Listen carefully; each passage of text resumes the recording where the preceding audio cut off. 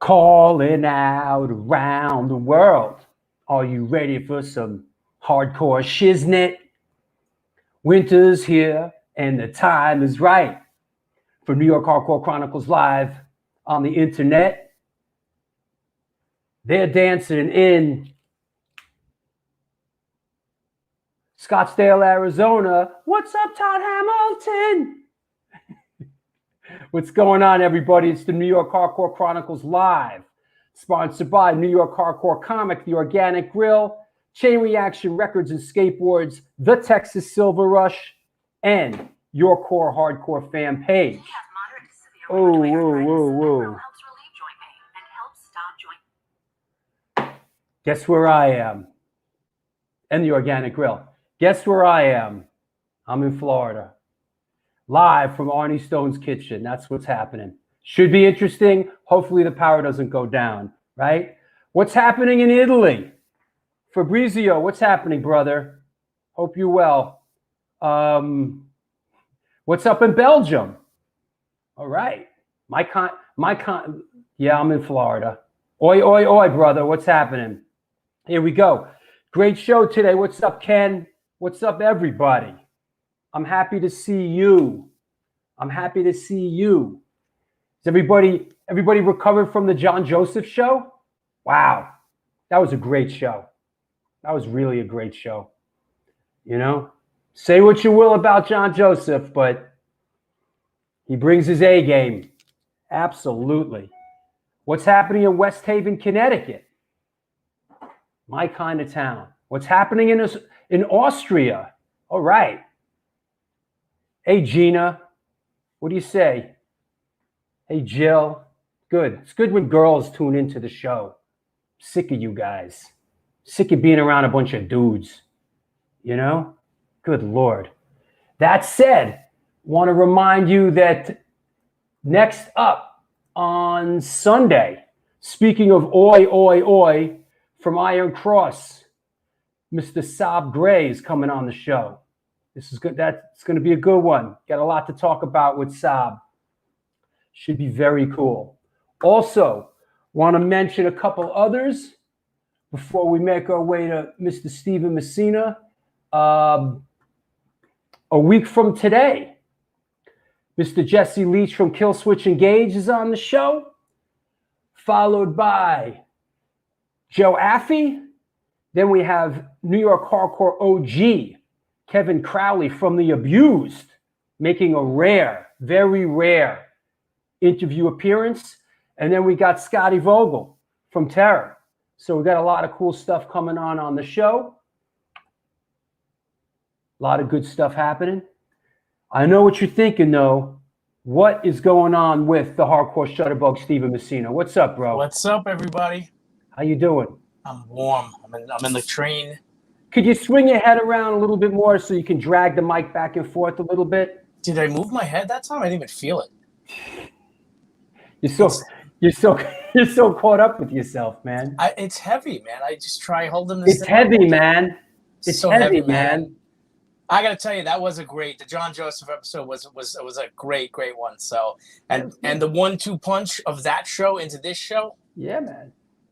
We raised the bar. Listen, the shows are doing great. Gotta tell you. Shows are doing great. You know, Jonas says, JJ got me all jacked. I went and exercised after the show. Better you than me, my man. Better you than me, brother. Aaron Stark, what's happening? Oh shit, Drew Stone, long time no see, brother. Well, you're seeing me now. Can you? There you go. What's up, Aaron? All right, let's do photo of the day, huh? Let's do it. Let me clear the deck. What the heck? Here we go. Aaron Stark. Jay Fury, what's up, bro? Ooh, there you go. That's right. New Jersey in the house. Here we go. Wrong answers only, please. Let's clear the deck. What the heck? Wrong answers only. Wait. Could you get Revon the show? Revon? Is there an artist out there I don't know called Revon? We shall be Revon. Hey, what up? Shouting out my brother Evan Stone in Huntington Beach. I hope you're editing, dude. I hope you're editing our new film right now. Listen, bro. Don't watch the show, all right? Focus on what you need to do. Me and Dad are here, and we need to see the next cut. So stop dicking around watching my show and get back to work. You got to get you like a yardstick, like a swat people with. Good God. All right, here we go. Good evening from Germany. There you go. All right. Wrong answers only. Here we go. Bam. Interesting. All right. Let's hear it. Let's hear it, party people. What do we got? What do we got? Is it the Bee Gees? Man, first guess they got it. Is it Rush? You know what? It's kind of a Rush vibe. It's a little bit of a Rush vibe there. A little bit. Is it Debbie Harry? Yeah, rarely do we give the drummers much love in the photos. System of a Down. Is it Godsmack? Is it Quicksand? Looks like the Klingon symbol. Is that right? You'd have to ask Rat Bones about that. Is it the Foo Fighters? Is it the Foo Fighters? Is it King Diamond? That's a good guess, actually. Is it Wonder Woman 2025? No one's wearing a Chromac shirt. Right. All right. What else? Is it the Zappa cover duo? You know what? I could see them saying that by the way he looks in that shot. You know. Yep. You sent me a couple of these, right? Yeah. Okay, hold on. Let me grab another one. Don't panic, kids. There's more to come. Oh wow, this is a different kind of vibe. What do we got here? All right. Boom. Yeah, that's a cool one. I like that one too. Is it Younger Trent? Is it the White Stripes? Is it the Bouncing Soulflies? That's a great supergroup right there. Or is it the Three Tenors? That's good too. That's a good one. Is it Typo Negative? Okay. Is it Danny Spitz? Is it is it Carlos Cavazo? That. Wow. Is it Leonard Skinnard? Kerry King, Leonard Skinnard. All right. Is it the all right? Here's a personal favorite of mine. I like it. I like this one. Is it the Alan Parsons Project? That's cool. All right. Who knows what's up? Is it Devo? Oh jeez. Okay. Is it Annihilator? Is it fucking Devo? Okay. Here we go. Right. Time for right answers. All right. Is it? Where did I see? Is it? Now, how do you pronounce it? I always have trouble with this. Gojira. Gojira, which is the original name for Godzilla. Godzilla. Is it Gojira? This is Gojira. Yes, it is. Is it Gojira spelled correct? Okay. All right. We've determined. Okay, tell us about this. This is Gojira. This is a fantastic French band called Gojira. They're heavy but they're interesting. They're not like a run-of-the-mill like metal band. They have like a really interesting sound. Seen them a ton of times over the years. These pictures were taken in 2016 in Wisconsin at something called the Sonic Boom Fest. And you sent me another interesting one that I thought really kind of sums up a lot of those kind of festivals. I know the one. Yes. You sent me this, which is a really great shot, man. Oh, thank you. Yeah. So go on. I love that shot, and that not only the funny thing about this shot, that guy was stage diving all night With his wheelchair? He was up like Like if I'd missed this shot, I would have been able to get it 9 more times. This guy was constant. Constantly what? They were pushing him back on the stage with his wheelchair. He would get in his wheelchair, and then he'd roll off the side of the stage. Ride around the other side, somehow get back up. I guess they just let him up. Hey, this guy was a riot. It was a riot. It was. I don't know. I mean, not to be fucked up, but I guess part of the thing is like, what's going to happen? You know, I mean, what's the worst that can happen? What's the worst that can happen? You know. Listen, they were fully wheelchair accessible. I mean. And but everyone loved it. And you know what we say? There's room on the boat for everyone. You know. Absolutely. Well, you know how there's always in the video, there's always like a crutch. Whenever they show like a crowd shot, there's always someone waving a crutch. Right. Well, this guy stepped it up. You know. All right. So, but this was a great show, and this is a great band. In fact, I've seen Gojira with Lamb of God a number of times and they kind of, I guess it's like that same kind of wave of metal and just great kind of game-changing stuff, you know? Yeah. And they're French. I don't know of many other French bands. And I mean, if we have any French fans out there, like what other great like French metal bands or hardcore bands are there?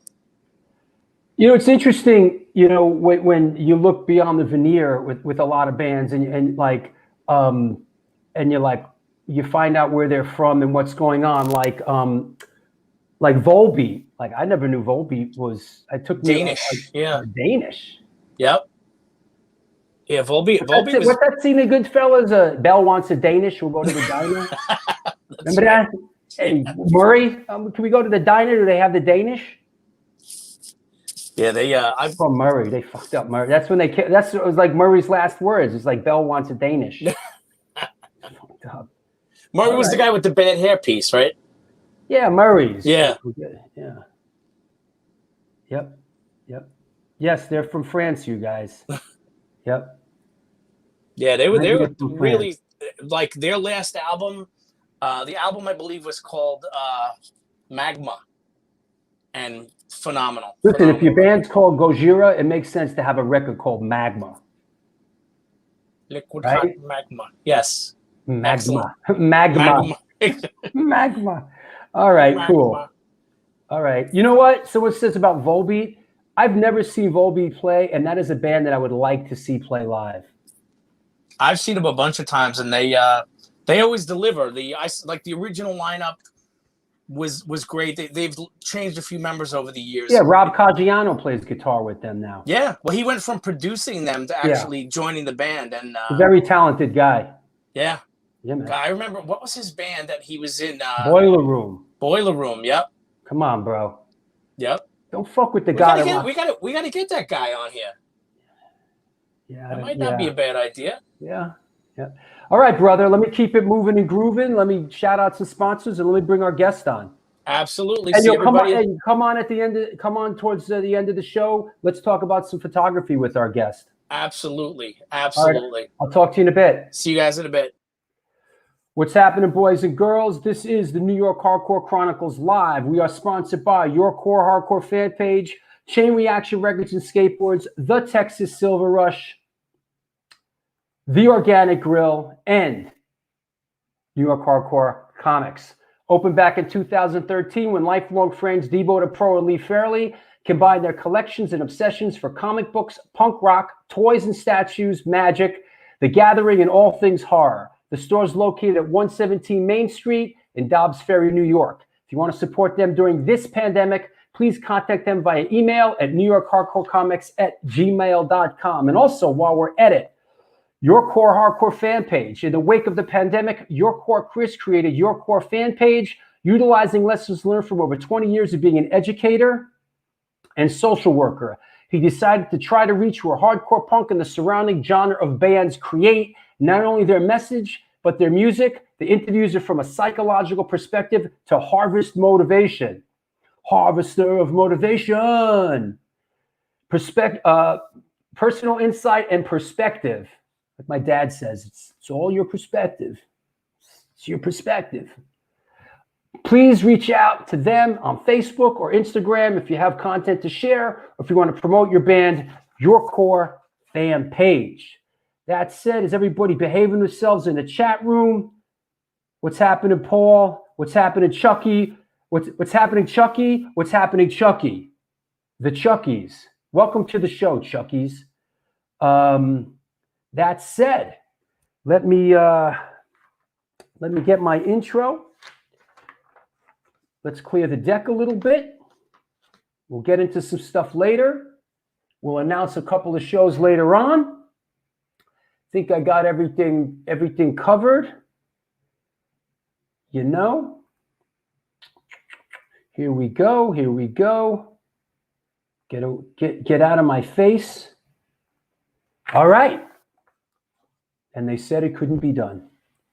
Today's guest is an American singer, songwriter, author, and photographer with over 2 million records sold and 2 Grammy nominations.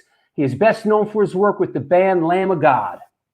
He has also performed guest vocals for Cannabis Corpse, Overkill, I Hate God, Bad Brains, Soulfly Clutch, and many more. And he is the lead singer of the side project band Halo of Locusts. As an author, he wrote the book Dark Days and is a proficient photographer as well, who has hosted numerous gallery shows. Please welcome, coming at us from Wilmington, North Carolina, Mr. Randy Blythe. What's up, bro? What's up, Drew? How you doing? I'm good, buddy. Thanks for coming on. Yeah, of course. How's things in Wilmington? They're good, man. You know, I came down here for Christmas. I live in Richmond. Right. But my mom and my brothers live in the area, and a bunch of my surfing buddies live down here. So I'm down here staying with my buddy Patty Platinum at his crib and surfing. Are you by the water? You're right by the water? Near the water, yeah. Not far. Like 3 or 4 different beaches. So. And this is the time of the year to get out there. If you can handle it, this is the time of the year to surf that part of the country. Yeah, well, really the fall, because that's hurricane season. Right. You know, that's when it gets really big. But like up north, like Jersey, that area, right, it's really good right now. But that's too cold for me, you know. When you go in this time of the year, are you wearing a dry suit?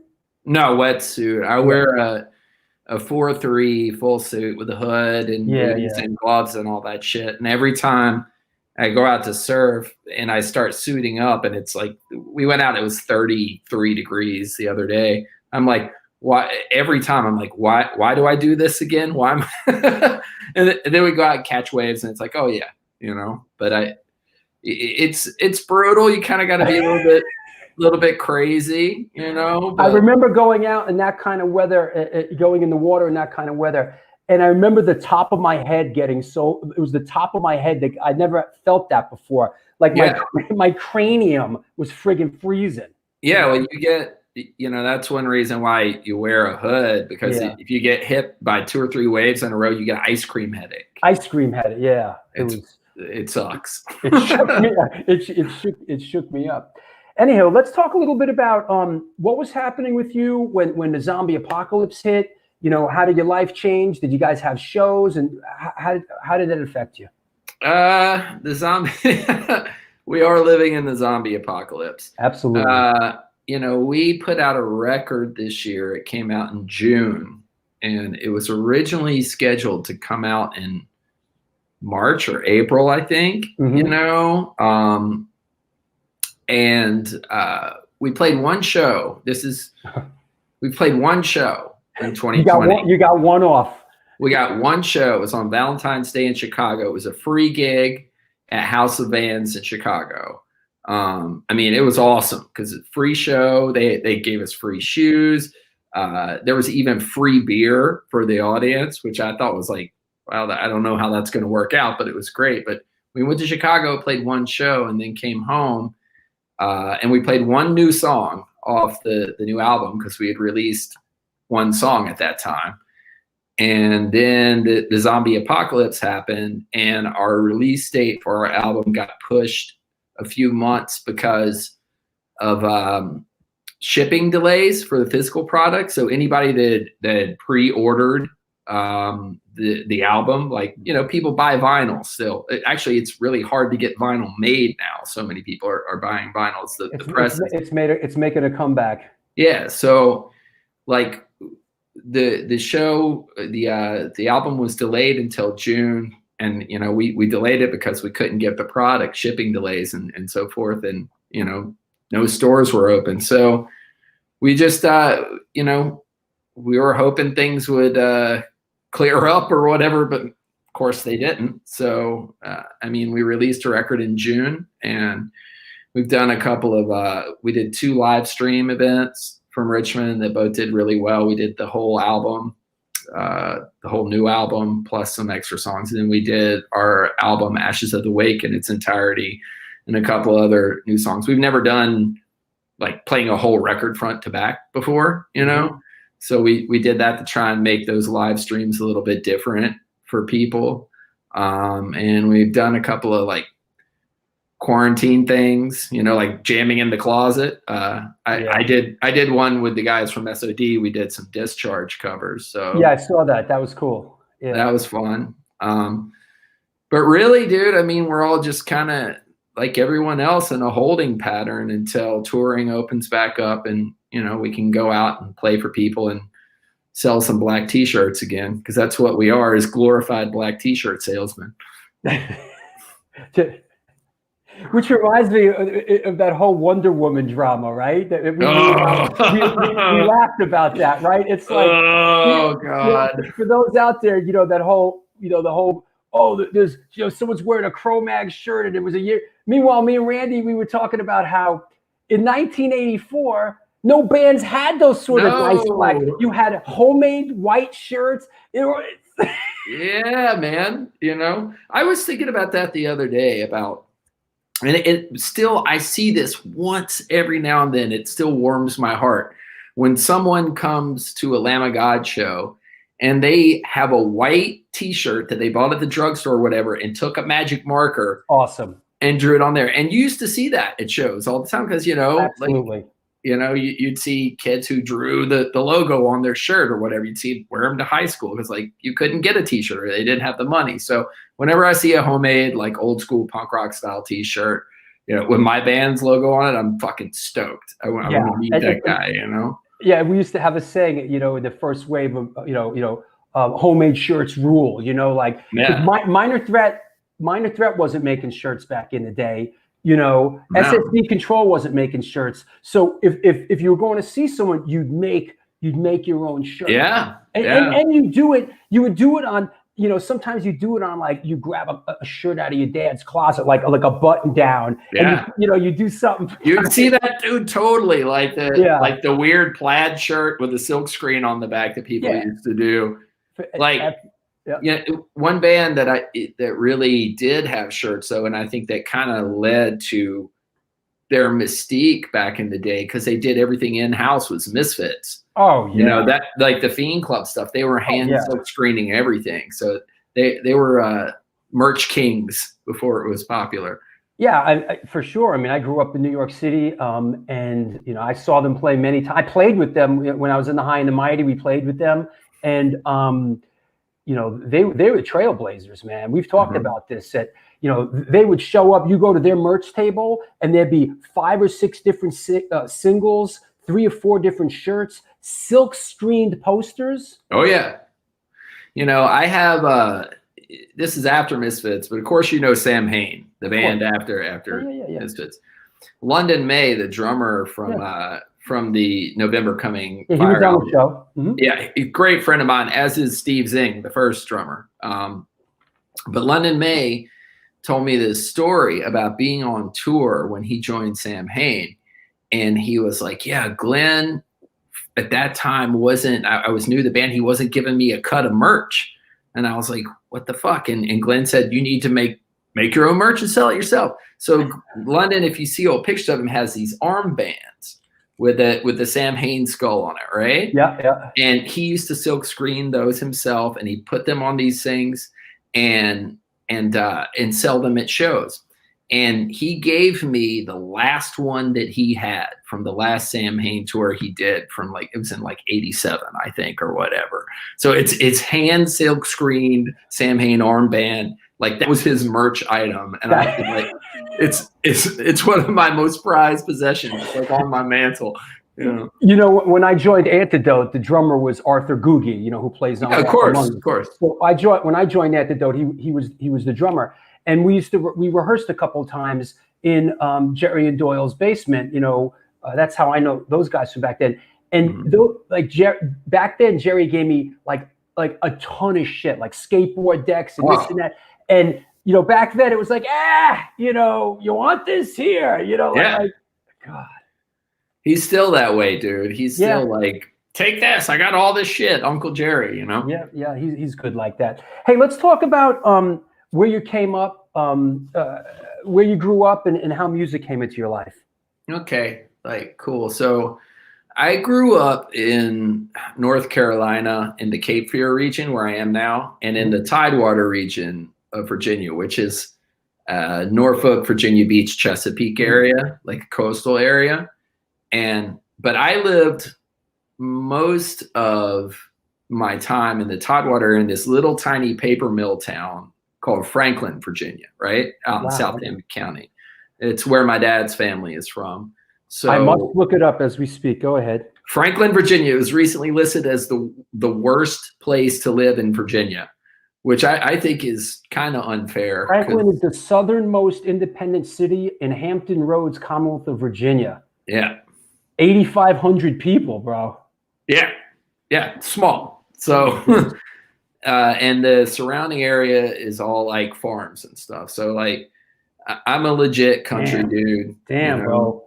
I see where that is, bro. Love's travel stop right there. And, yeah, I actually know the travel stop.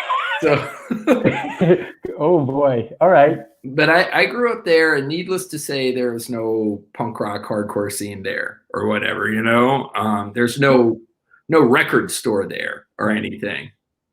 So I kind of, you know, I was and still am a nerdy kind of guy, you know. So I grew up kind of not fitting in, you know, because a bunch of basically pretty redneck people. Not everybody there is horrible redneck or anything, but there's a large portion of people there who didn't really kind of get me because we didn't have money, you know. I didn't grow up with money or whatever. I always wore my cousin's hand-me-down clothes and shit. So I was always kind of felt outside. And one summer I went to this gifted and talented program at the University of Virginia. I believe it was 6th and 7th grade. And by this time, I was a skateboarder because my mom lived near Wrightsville Beach. And so when I was visiting her, I got to hang out at the beach and hang around that sort of culture. And I started skateboarding. So when I went to this sort of gifted and talented camp at UVA, at that time, the only music I really had that was available to me that was in any way, shape, or form sort of rebellious was what was on the radio. And I think I'd heard like Motley Crue or something, you know. Hey, shout at the devil was a little edgy at the time. Yeah, and like that. So this guy from Virginia Beach who was there with me, who was also a skateboarder, was like, "Oh man, you like aggressive kind of music? That's what you're kind of exploring." And I'm in like 6th grade at the time, 6th grade. He's like, "You'll like this." So he gave me a cassette tape. And he's like, "You're going to like this band. Check it out." And it was the Sex Pistols, Never Mind the Bollocks. And I put it in my cassette player, and the first song, Holidays in the Sun, started, and my life changed immediately, right? Immediately, overnight, I was just like, what is this? This is like real music. They're obviously not happy about the state of the world. And I didn't even understand kind of half the lyrics because they're English centric. But the energy and the vibe and the ethos, yes, is what hit us in the face immediately, like boom, that's it. So he's like, "This is punk rock," and I'm like, okay. And I'd heard that word before, but I didn't really, like I said, I live in this little tiny town, you know. So I started hearing little bits here and there about like what punk rock was. And one thing in particular, and this goes to your, I've told this story before, but this goes to your last guess. Do you remember the show Donahue? Of course, man. Yeah, well, of course you do. You're old enough. Yeah. By the way, I'm John Joseph's age. Yeah. So, okay. Yeah. Me, John Joseph, Roger from Agnostic Front, Jimmy G. We're all the same. That's our sort of. Well, that's why I was remembering, because you may not have taken your Geritol today in order to remember. If you remember Donahue. I have. Oh, believe me, I'm getting thin in the mind up here. But I was watching Donahue one time, and they had this show about like punk rock kids in New York City, and their parents were on there, and these kids like were talking, and some of the parents were like, "Yeah, my kid's cool. I support him. He's doing his thing." And then the other parents were like, "Oh, I think they're worshiping the devil or whatever, and so at one point Donahue goes out in the audience to take a question, and he goes over to this little bald dude with all these tattoos, and this other guy with like a crew cut and Simon starts talking to him, and I think it was Harley, obviously, and John Joseph was beside him, but Harley said something about like yay for the kids. And then Donahue started to pull the microwave, but Harley just grabbed his hand and he was like, "By the way, my name is Harley Flanagan. I sing for a band called the Crowbacks. We got a new record, Age of Quarrel, coming out to blah, blah, blah, blah." It was like the greatest thing ever. And like, I immediately was like, the Cro-Mags, I need to check that band out. Ka-ching. Ka-ching, because he's harassing Donahue or whatever. Yeah. So, through bits and pieces, I started finding out about this music, about bands. And then through skateboarding, I got exposed to a lot. Because at first, all I really listened to was punk rock. Because the first band I heard was the Sex Pistols. And I'm like, oh, punk rock must be from England. Like I didn't really know anything. Then through skateboarding, I got exposed. Hey, not to interrupt you, but our friend from Discharge is chiming in. Jeff. Hey, what's up, Jeff. buddy? Hey, Jeff, we miss you, bro. I'm sorry. Once in a while, somebody will pop in, and we got to say hi. So go ahead. I'm sorry. Love Jeff, and shout out to Rainey and Bones and all those dudes. Love the Discharge guys. Yeah, man. But from there, I started finding out little bits and pieces of bands and stuff, and through the skateboarding community, I started getting turned on to more American hardcore and stuff. And then in the 11th and 12th grade, I went to an art school, which was in Norfolk, Virginia. I never would have graduated high school if I hadn't been able to go to like a school for freaks, basically, because I just wasn't into high school. So I went to this art school. You too? Yeah. Yeah. I went to this art school. Thank God we found music. Yes. I went to this art school, and there were a whole bunch of other people like me. And from there, I started seeing shows in the Norfolk, Virginia Beach area. In doing my homework, I came across in 1987, at the Jetty in Virginia Beach, you saw Bad Brains, Leeway, COC. Yes, best show I've ever been to in my life to this day. Yeah, tell us about that show and what resonated with you. Well, that was either 87 or 88, I think, the summer of. I think it was 87. The Bad Brains, Leeway, and our audience will know, because that tour, of course, came out in New York. I think that was 87. Right. Well, the summer of 87, 88, and 89, there were a bunch of really good shows in Virginia Beach. There was a place called the Atlantic Beach Theater, which used to do hardcore shows. I saw a bunch of band there. This place, the Jetty, I saw that show, Bad Brains, COC, and Leeway. I think COC opened up, and then a week either before or after that, I saw Danzig on his first tour. But I'd heard the Bad Brains were coming. I was a huge fan. The first record I got turned on to Bad Brains was Eye Against Eye. I heard that first.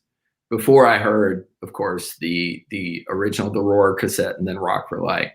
But I had gotten all their records by then and just loved them. There was something really unique about them, obviously. And That's the New York show that they did.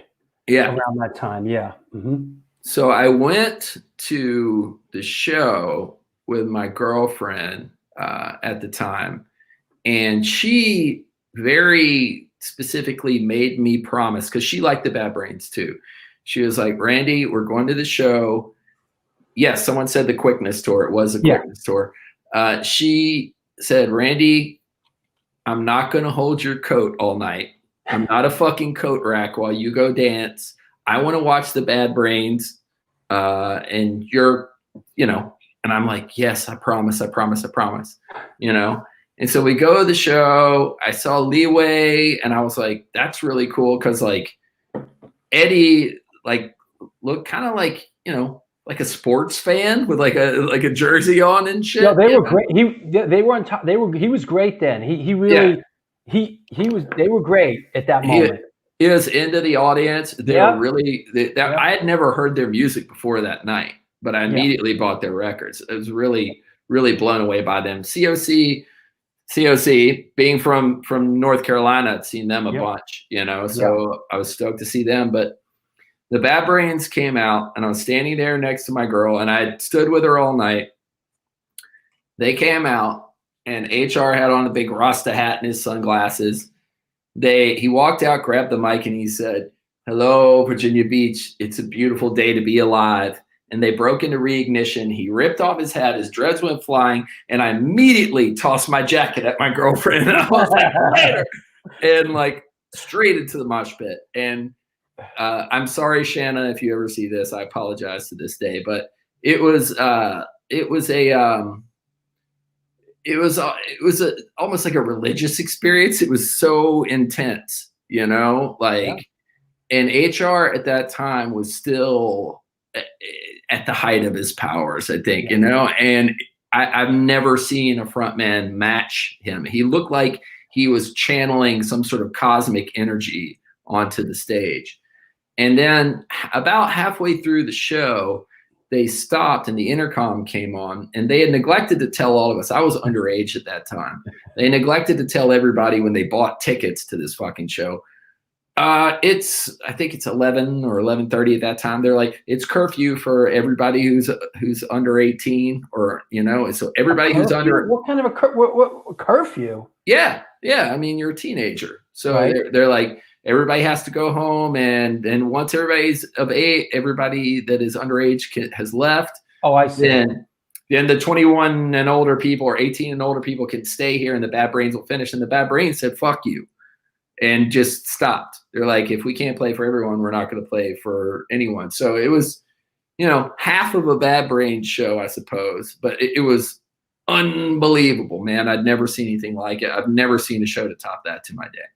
Yeah, you're right. Because 1987, they were still really great. They took a couple years off before that. They came back. They put that record out, and I saw them a couple times in '87. And they still had a lot of the magic was still there. Sadly, in my opinion, after that, it's sort of flitted away. But there was moments of blinding brilliance. But in '87, it was still a sight to behold. Absolutely. Mm-hmm. I wanted to ask you, Raleigh, North Carolina, Corrosion of Conformity. I'm assuming that they were in your sphere of influence. I mean, 100%. And in fact, one of their songs off the Animosity record is the reason why I'm a singer to this day. And it's one that Reed sang, their drummer, who sadly passed away. Yeah. Mm-hmm. Good friend of mine, rest in peace, Reed Mullen. Yep. He was super important to the hardcore scene in North Carolina, and just a great dude, great drummer. But he sang a song on Animosity called Hungry Child, which was one of my favorite songs. And I was actually down here in Wilmington going skateboarding with some people one time. And I guess I was like 14, 15. I wasn't driving. there was an older dude driving a bunch of us to go session downtown, and that album was playing. And I started just kind of singing along with it in the back seat to the song Hungry Child. Uh-huh. And this dude, the driver, was like, hey, kid, you can actually do that. You should be in a band one day. And I always remembered that.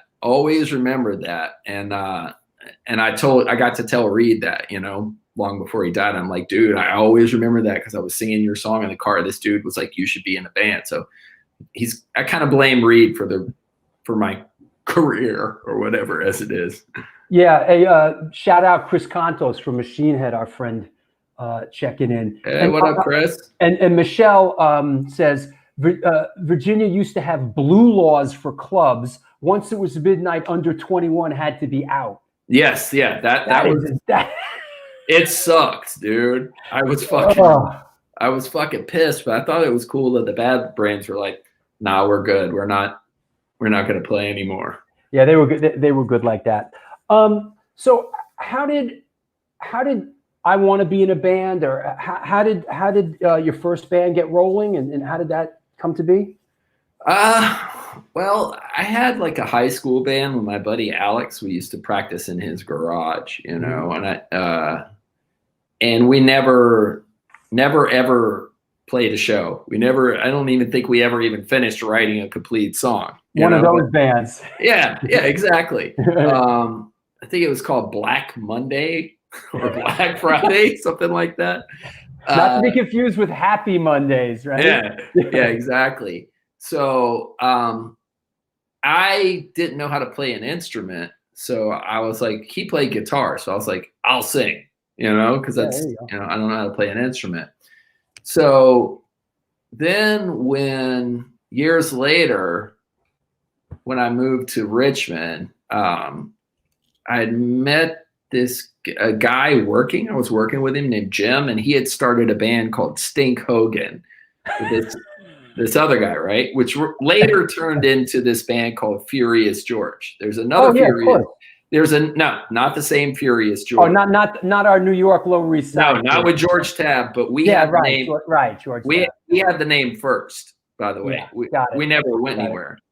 But I joined this band because my buddy was a bass player, and he's like, "You're kind of a clown. We need a singer," you know, because really to be a front man, I think that's the main characteristic you need at the beginning is the willingness to make a clown out of yourself enough times in front of people until you actually get good at it, you know? Or what we were talking about was many times, it was the guy who had the most to say. Yeah. And who had the loudest mouth and who wasn't afraid to fucking open his mouth in front of people. Yes, exactly. And talent doesn't necessarily play into the equation. Who cares if you could sing on key? Sing. Yeah. Sing. Just open your mouth. So scream. I joined this band, and we were not a good band, right? Self-admittingly.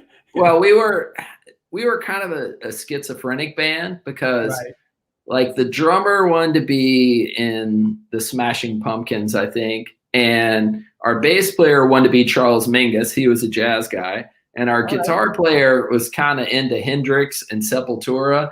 And I wanted to be either Johnny Rotten or HR or something. I wanted to, you know? So it was like this really weird schizophrenic sort of like band. And we never really went anywhere. And then after the band fell apart, I spent a couple of years just kind of being a nomad, particularly in the summer. I used to ride freight trains. Oh, nice. Yeah, I rode freight trains to California and back a couple of times. Is that right? I've always wanted to do that, man. I wouldn't recommend it. Not now. Not now. Yeah. I mean, I've ridden other ridden other freight trains, but not literally, you know. It's really cool. Like you get to see parts of the country that you don't most of the time because the train tracks go. There's no power lines. It's beautiful and all that shit. But it's a really easy way to get severely maimed or killed. Right. Very easy. Very dangerous. Very dangerous. So I don't recommend it. But I did it for a couple of years. And so I was getting ready to go ride freight trains at the beginning of one summer. And my old guitar player in my previous band was like, hey, I got this new band. I want you to sing for us. And I was like, our last band fucking sucked, man. And like, I think I'm just going to go ride for I think I'm good. I'm just going to be a hobo. Right? Exactly. I'm just going to go be a bum, you know, for the summer. So I did. And then in the late summer, early fall of 1995, I was coming back, and me and this girl I was dating at the time got off a freight train out in the suburbs in the west end of Richmond. And it was a long way to get back to downtown, where I would say we lived, but I didn't have a home at that point, just where my friends were. So I was like, who has a car? Oh, my old guitar player. He's the only dude I knew who had a car. So I called him. His name is Abe. I'm like, Abe, I'm out in the West End. I'm back in town. Will you come pick me up? He's like, yes. And plus my band is playing a party tonight and you can come check us out. And I was like, fuck. All right, this band probably sucks, but there's going to be free beer and he's going to give me a ride. So he came and picked me up, and then we went to the party that night. And when we walked in, they were already playing, and I looked at them and they were killing it, just so heavy and so tight. And I looked at the girl at the time I was with, and I was like, that's the band I'm going to sing for. And she looked at me. She looked at me. She goes, whatever, Randy, you know, whatever. That's the girl I'm going to marry. Yeah. She's like, whatever, Randy. And then a week later I was in the band. And that was Burn the Priest? Yes, that was Burn the Priest. Were they called Burn the Priest when you joined? Yes, they were. Okay. And their original idea was to get a hot chick singer because they thought it would get like girls to the show. Right. And they got me instead. Hey. And it's all been downhill from there. Yeah, right. It's Burn the Priest had a regional following. You guys started playing gigs and do stuff. And am I correct? You guys made it up to CBGBs and stuff like that? Yes. Tell us about coming, you guys coming up to New York for the first time to play. Right. I mean, that must have been exciting. The thing is like when we started out, like the guy who really helped us develop our regional following was this guy, Mikey Brosnan from Philadelphia, who was a punk rock kid, much beloved in the Philly punk rock scene, who I had met in California squatting, right? We were squatting out in the Bay Area together, and I wound up traveling back to the East Coast with him in a really fucked up van. It was a crazy adventure. But he lived in this warehouse in West Philly called Stalag 13. And there was a bunch of warehouses at that time doing punk rock and hardcore shows. And he was like, oh, I'll book your band. You're my bro. So we started coming up and playing there, like Baltimore, Philly, maybe like somewhere in Northern Virginia on the way or something, just like little weekend runs. And we started getting a real following up there. And some like labels started hearing about us, but nobody wanted to sign us because we were really like kind of drunks and volatile. Nobody thought we would last that long because our shows, we'd like fist fight each other in the audience and shit. It's crazy. So my buddy Mikey Brosnan, who started putting on the shows, this punk rock kid, he started a record label. He's like, nobody else is going to put out their records. So he started a record label, took his credit card, maxed it out, and put out our first 7-inch, which was a split 7-inch. And then we did another split 7-inch with this grindcore band, Agents of Satan, that Rich Hoke from the band Brutal Truth put out on his label. And then our buddy who put out our first 7-inch was just like, fuck it, I'm going to put out a full-length album. So he did that. So when we started getting some reviews for the 7-inch and stuff, and as we started we really developed our first fan base in Philly, and we started making some noise. And then eventually we started getting booked in New York. And I will never, ever, ever, ever forget the first time we played CBGB, ever. I believe it was 99 was the first time we played. Our resident Chucky Brown, our resident historian, says I believe they played CB's back in 1999. Yeah, the first time we played there, Ralphie Boy from Disassociate. Do you know Ralphie? Yeah, Come on, bro. of course you know Ralphie. Somehow he booked us through my friend Mikey, this guy in Philly. You know, Ralphie did all the Squatter Rot stuff too. Yes, he was in Jesus Crust and all that stuff. Yeah. So that there was that sort of connection through the punk rock scene, and he put us on a show called. He was doing like, I think it was a Sunday show, like a long festival, like matinee type deal, called the Mad Grinders Ball, and it was us and like 13 other bands, including Disassociated CBs, and we were the first on the bill, and we played at like 1 p.m. on a Sunday. And there were actually people there. There were actually people there to see us. And like, I will never forget though, walking on stage at CB's and being like, this is it. I have arrived. I am at the birthplace of punk rock. It was very heavy for me because man. You know, I did a lot. Like when people are like, what are some like big moments in your career? Like they think, you know, oh, you're playing Download Festival in front of 100,000 people. I mean, that's cool and all, but the first time we played CBGB's, that was the wildest, like the furthest I'd ever dared to dream as like a musician. I was like, maybe one day I'll get to play CBGB. Maybe one day I'll get to play there. And when I walked on stage, we played that. I was like, it was incredible, dude. I was like, there's so much history in this fucked up dump.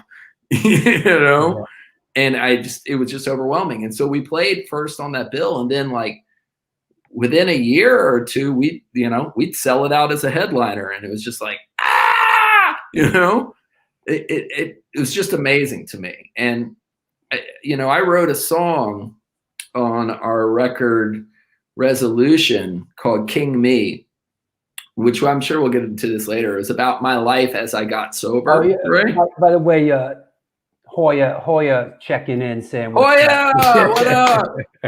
Love you, Hoya. Yeah, man. Sorry, I didn't mean to interrupt you, but but I wrote a song called King Me on our record Resolution. It's about me as a newly sober person and kind of coming to terms that things had changed in my life. And I recorded that record in New York, the vocals rather, at Long Island City at a studio called Spin over in Long Island City. And one of the lyrics is at night, I used to just walk around the city all night long and take photos. And I was walking past this place and I was like, this place looks really familiar to me. And I looked at it and I realized it was CB's because I hadn't seen it since it had been turned into the clothing boutique. Yeah. Since they turned it into John Varvatos. Yeah. So it was like this really weird experience. And I wrote about that in that song. You know, it's a reference to like looking at CB's and just being like, I could look at it and I could see it as it was, you know? You know, an interesting thing about that. I was talking to Cheetah Chrome, right, from the Dead Boys, of course, who's in the Alago film, right, that I did, and I said, it's fucked up what happened to CBGB's, right? And it's interesting what he said. He said, Drew, it could have been a lot worse. It could have been a bank. It could be a bank. That's exactly what he said. It could be a bank. And you know what? At least John Varvatos, yeah, it's expensive, but he sort of pays homage to the place. And yeah, the jackets are expensive, but you can still walk in there and sort of trip out. And yes, that really changed my perspective. I'm not, it's fucked up. They should have. I get it. He's right. He's right. I think didn't a bank actually look at it at getting that property? Well, the CBGB name is owned by a bank now. Is what happened is, the people that bought the CBGB's, trademark and name foreclosed on it. And now the bank actually owns the CBGB name. That's why I don't know if you've ever been in Newark Airport. Yes, I have. It's the whole I was thing. like, ah! I walked through there with Willie, our guitar player, the last time I was there. We were walking around. We were like, what the fuck, man? Yeah. But listen, that's I was looking for what you told me about playing CBGBs at the first time. The first time I played CBGBs was it was like in '83, and I was in the High and the Mighty, and HR hooked it up because I lived the summer with HR, and I was always real close with him. And I was just looking for it. I have it, so I couldn't find it, but he scribbled down like high in the, like HR this time, cause for alarm this time, this time, and high and mighty. And the first time it was like 3 a.m. at CBGB's, but it was the same thing. There was a couple of people there, but it was CBGB's, Yeah. and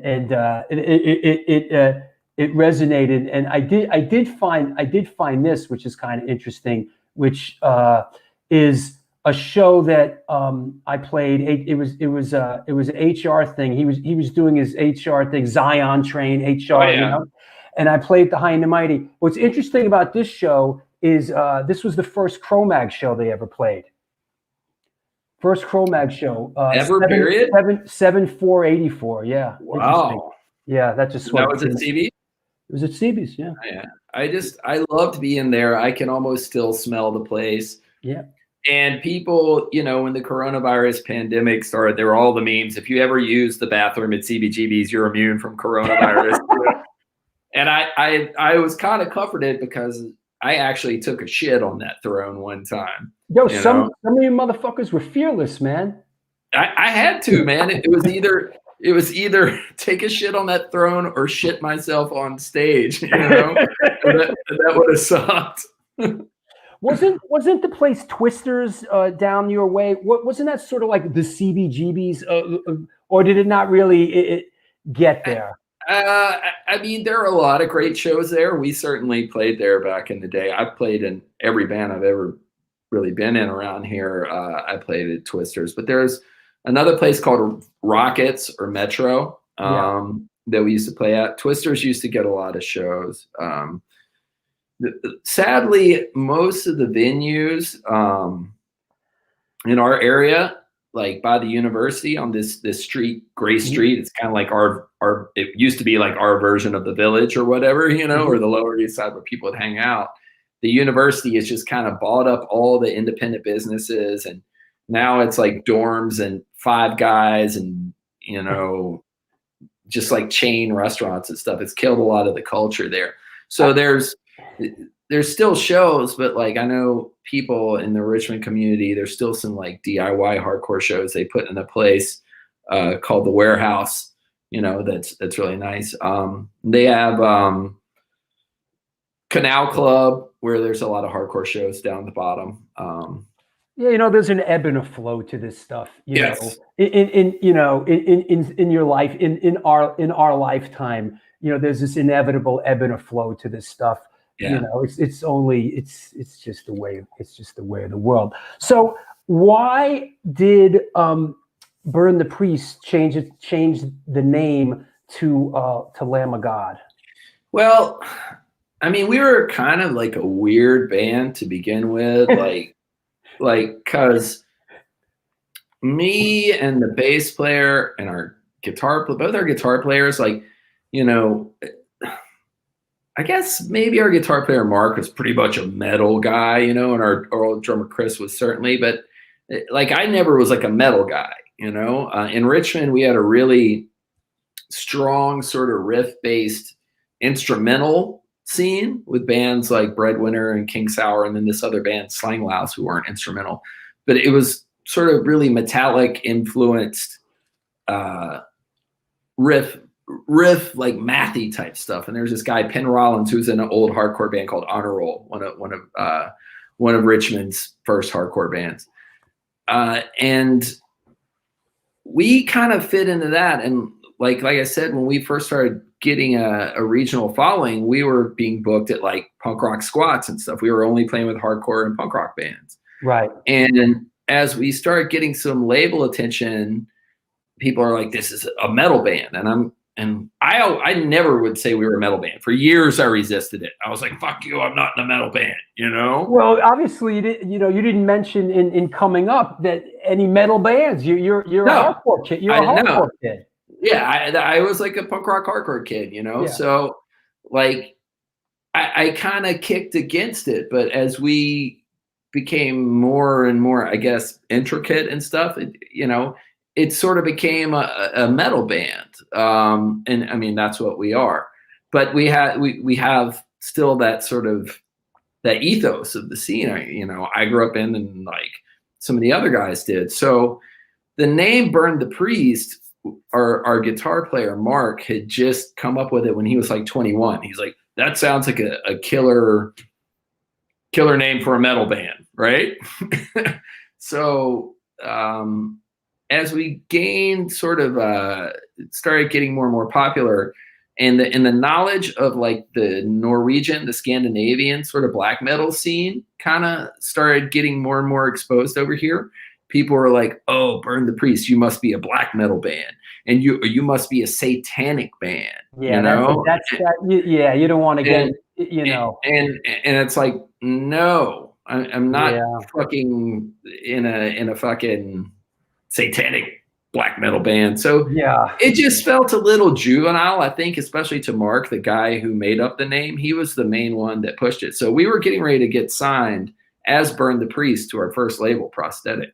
right. And we're like, okay, we'll sign with you, but we're going to change the name. And they're like, no, don't do that. And we're like, oh, well, it's either take us with a new name or don't. So Lamb of God was actually a band that Mark was in before that, like my first band, never got out of the garage or anything. He's like, I'm just going to use my other band name, because it's kind of, you know, people are like, what type of band are you? Are you a Christian band? Are you a weird Satan band? They don't know what to think. So it's, you know, it's kind of a blank. It's sort of a clean slate, a blank palette. Yeah. And so, and it's been helpful at border crossings before too. Right. Oh, you must be a Christian band. That's right. Yeah. Jesus loves you. Yeah, exactly. Would you like a T-shirt? Yeah, man. Remember that whole bit when you crossed the? I remember, you know, when you crossed the borders in Europe, man. You know, get ready. Yeah. Here's a shirt. You'd have to fucking give T-shirts to everyone. Oh yes. When I toured with Biohazard, man, it was just like, oh, Biohazard, yeah, hey, we love you. Here's a shirt, you know. Yeah. Do you know Schlumpf? Yeah, of course. Yeah.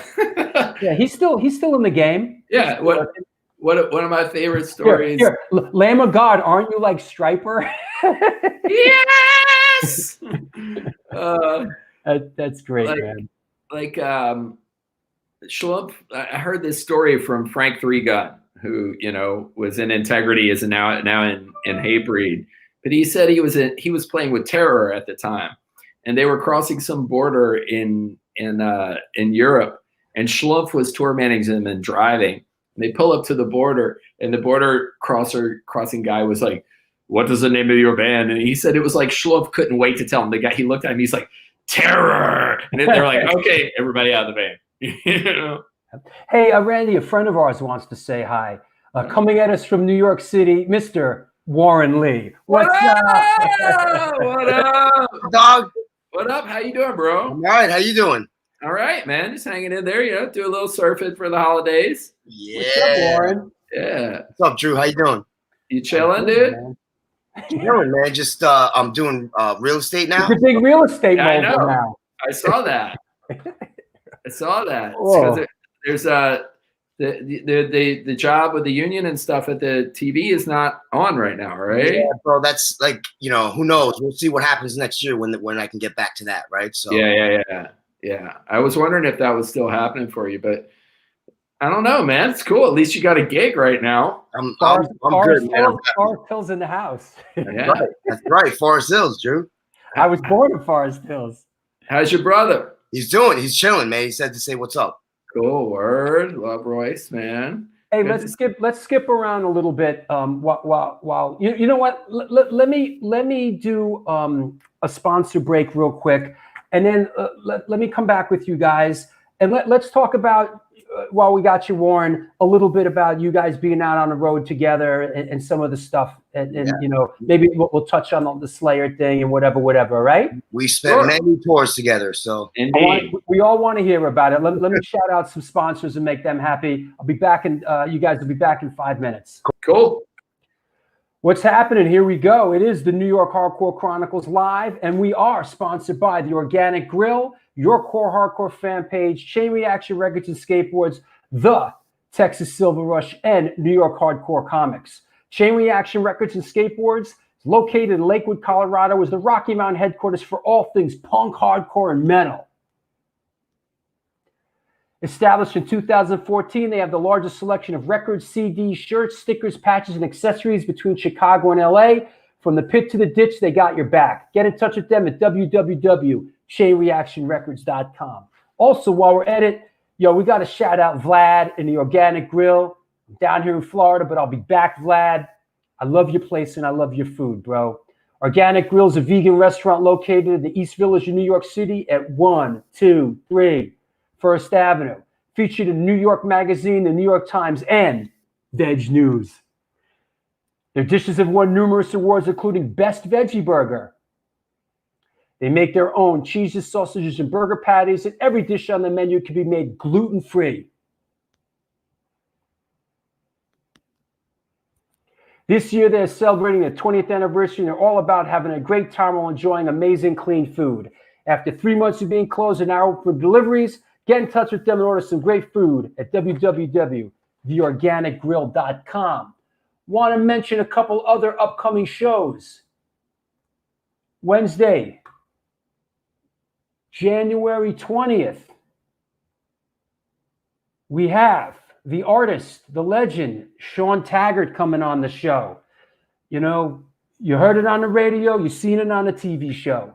Sean Taggart, this should be a good one. That said, also, after Sean, we announced this the other day.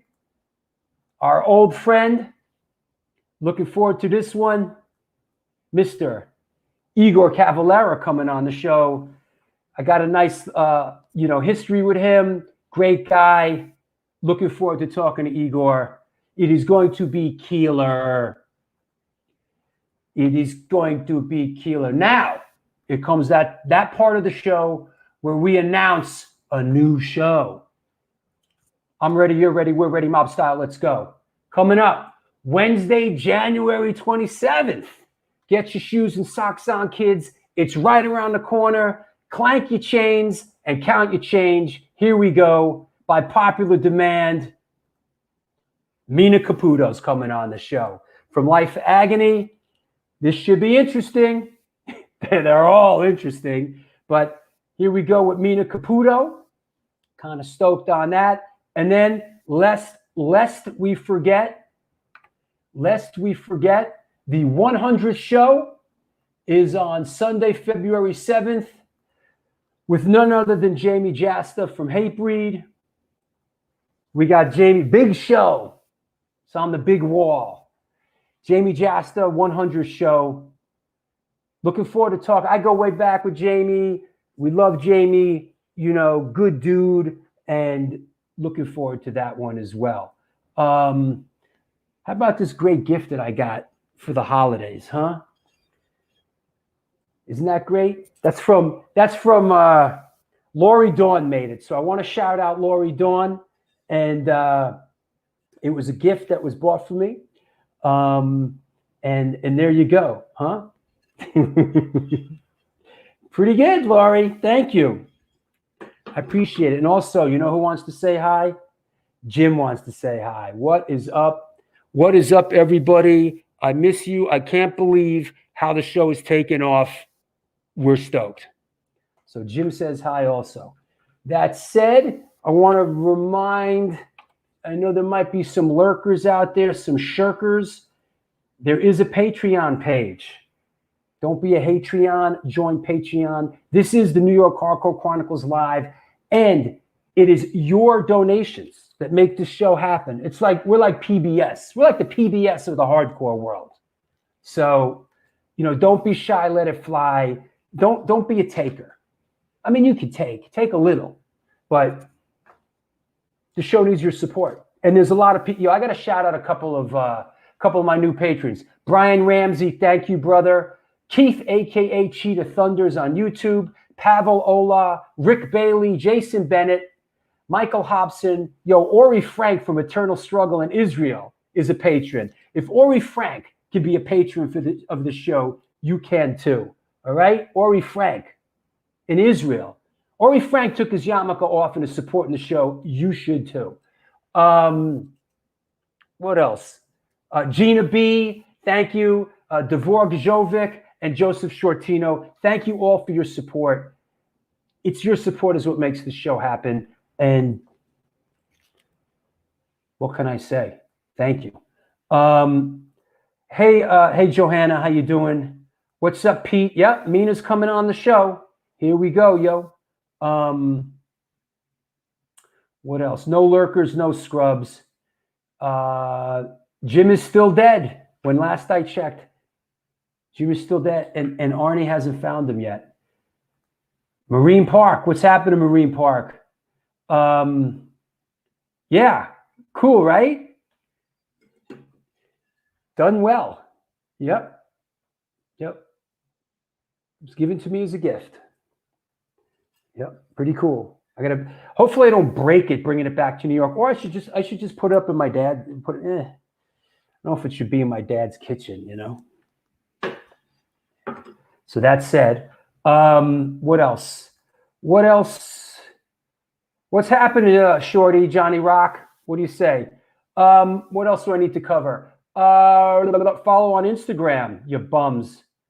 Hum, you bum. Follow on Instagram. That's what's going on. Also, if you're watching the show in rerun, there is a subscribe button right there. Subscribe to the show so you get alerts as to new shows. And also, there is New York Hardcore Chronicles live merch. You could see it underneath there. There is you can get a shirt just like this. A do good things, a good things come to your shirt, sweatshirt.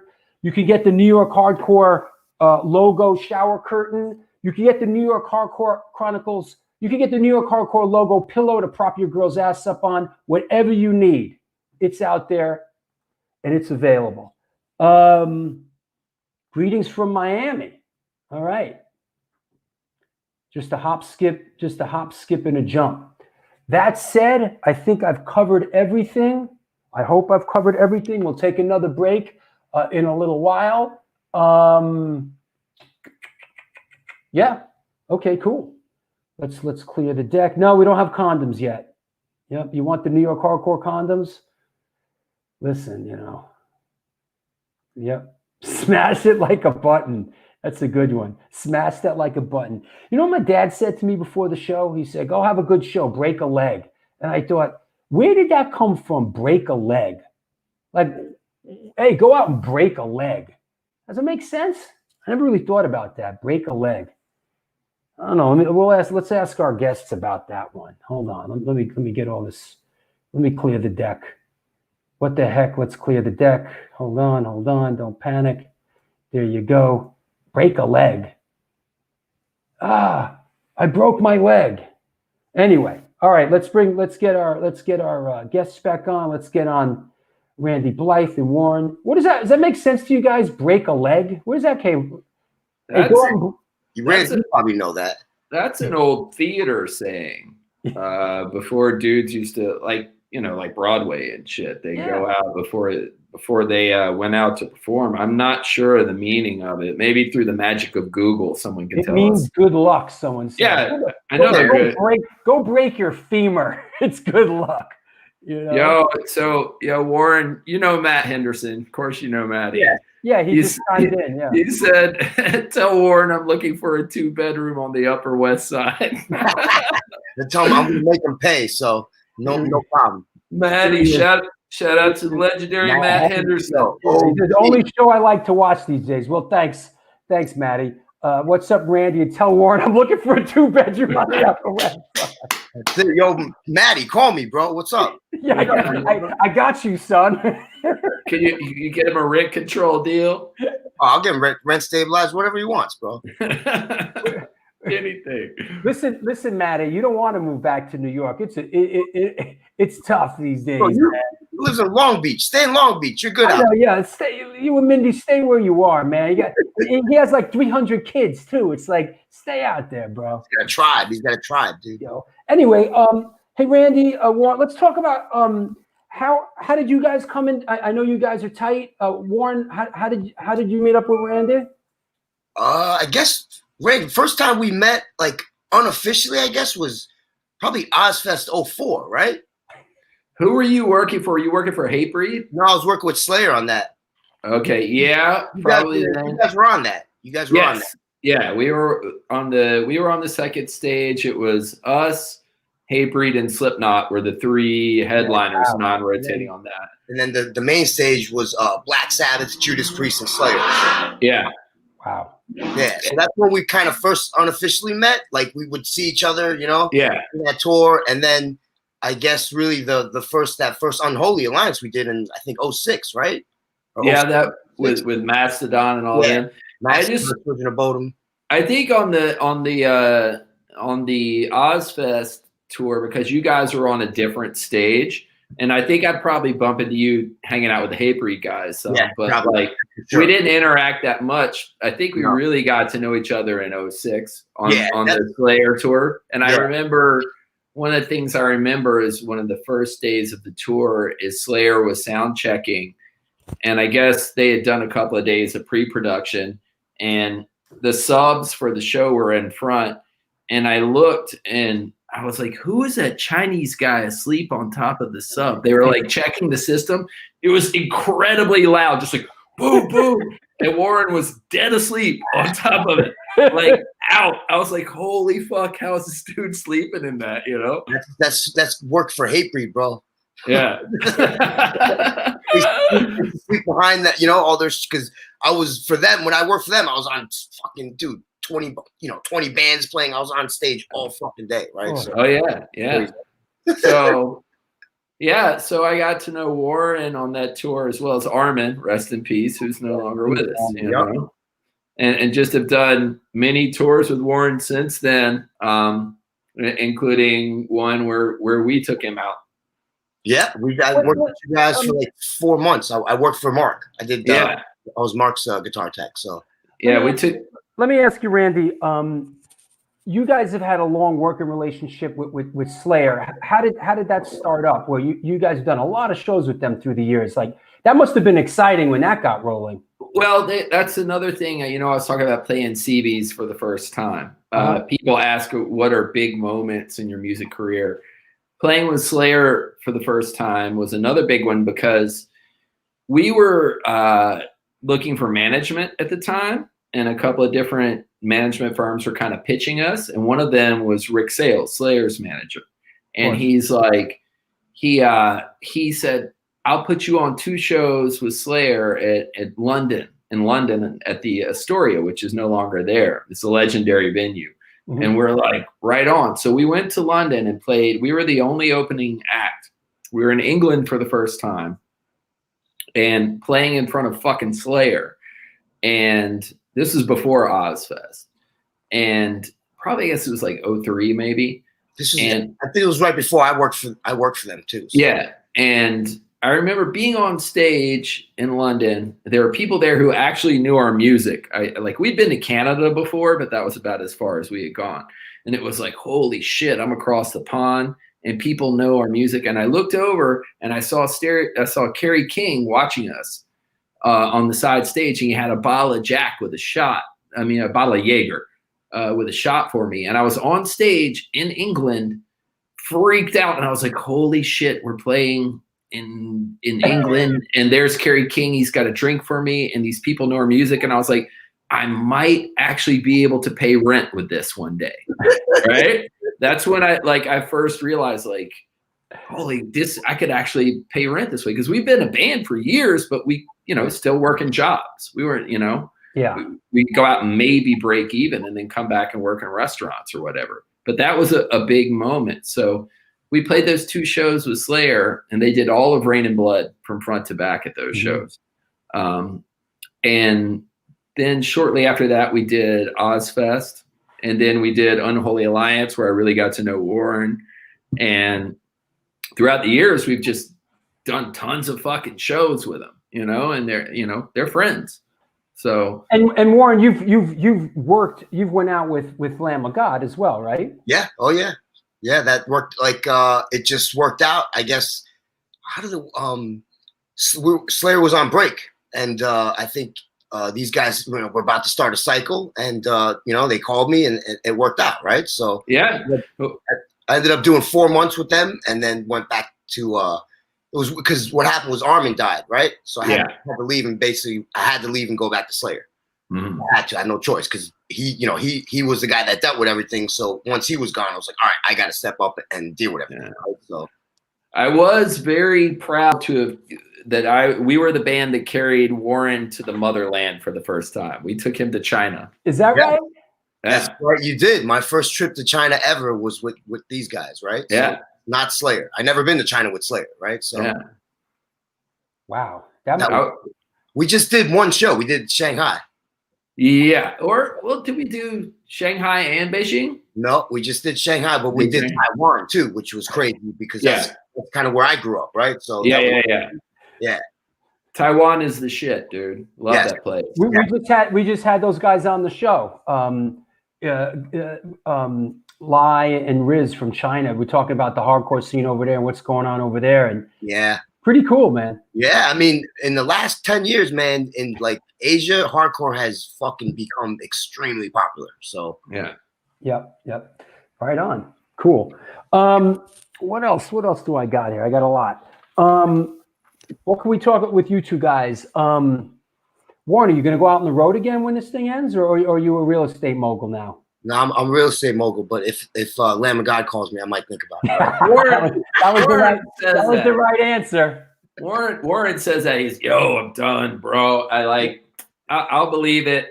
Give it a little bit of time when touring comes back. I mean, once it gets in your blood, it's like it's a disease, kind of. Yeah, I know. Man, dude. I right now at this point, I don't miss it. Right, I miss seeing people. I miss the people, but I just don't miss the lifestyle. Right, so. Yeah. Well, you work a lot harder than we do, so I don't blame you. But you know what I mean? It's the same thing, bro. Whatever. You know what I mean? Randy, I could just hear him saying, "I'm done." I'm done. Yeah, that's it. Hear him say, I literally said that to Randy. Oh, I'm done. Done, bro. Done. Hey, Warren, thanks for stopping by, man. Dude, man, anytime, bro. Great seeing you guys. Thanks for having me on, and we'll talk soon. We got something cooking, man. Yes, me and you got to talk soon, and we definitely have something cooking. Randy, I'll catch up with you soon too. I'll call you after the holidays and stuff, right? Yeah, bro, man. Good to see you. Love you, bro. Yeah, me too. Me and Randy actually have something cooking too. So give it a couple years, but yes, sir. All right, I'll talk to you later. All right, guys. Later. Peace. We love that guy, man. Yes, awesome dude. Done a lot of put a lot of miles beneath the soles of the boots with that dude. For sure. Hey, let's talk a little bit about photography a bit. Yeah. And I love your work, man. And you let me post up a couple of my favorites here, and I want to talk about some of this. How did photography come into your orbit? Who were your influences, and what inspired you as a photographer? Basically, I became a photographer by accident. I got sober in 2010, right? I'm having a delicious Brewdog non-alcoholic beer right now. But I got sober in 2010. And I was a huge wreck before that. It's no big secret. And when I got sober, it kind of unlocked a creative part of my brain where I constantly had all these ideas running through my head, right? And I was really annoyed with cell phones and the internet at that time. I was really annoyed, how tied we are to them or whatever. And I'm obviously not anti-technology, because we're using it right now to do this. We sure are. I think there's an over dependence on it. You know what I mean? You have to engage with real life. So I made this decision that I was going to unplug from the internet for a year, and I was going to write a book about it. Right? Wow. Completely. And my bass player got mad at me. He's like, you can't do that. And I'm That's like, that's a bold move, man. I was like, yes, I can. He's like, but we tour. I'm like, we toured before this internet. We toured before cell phones. Remember you go to the payphone and hope that the kid who booked the show showed up, So I was determined that I was going to write this book about it.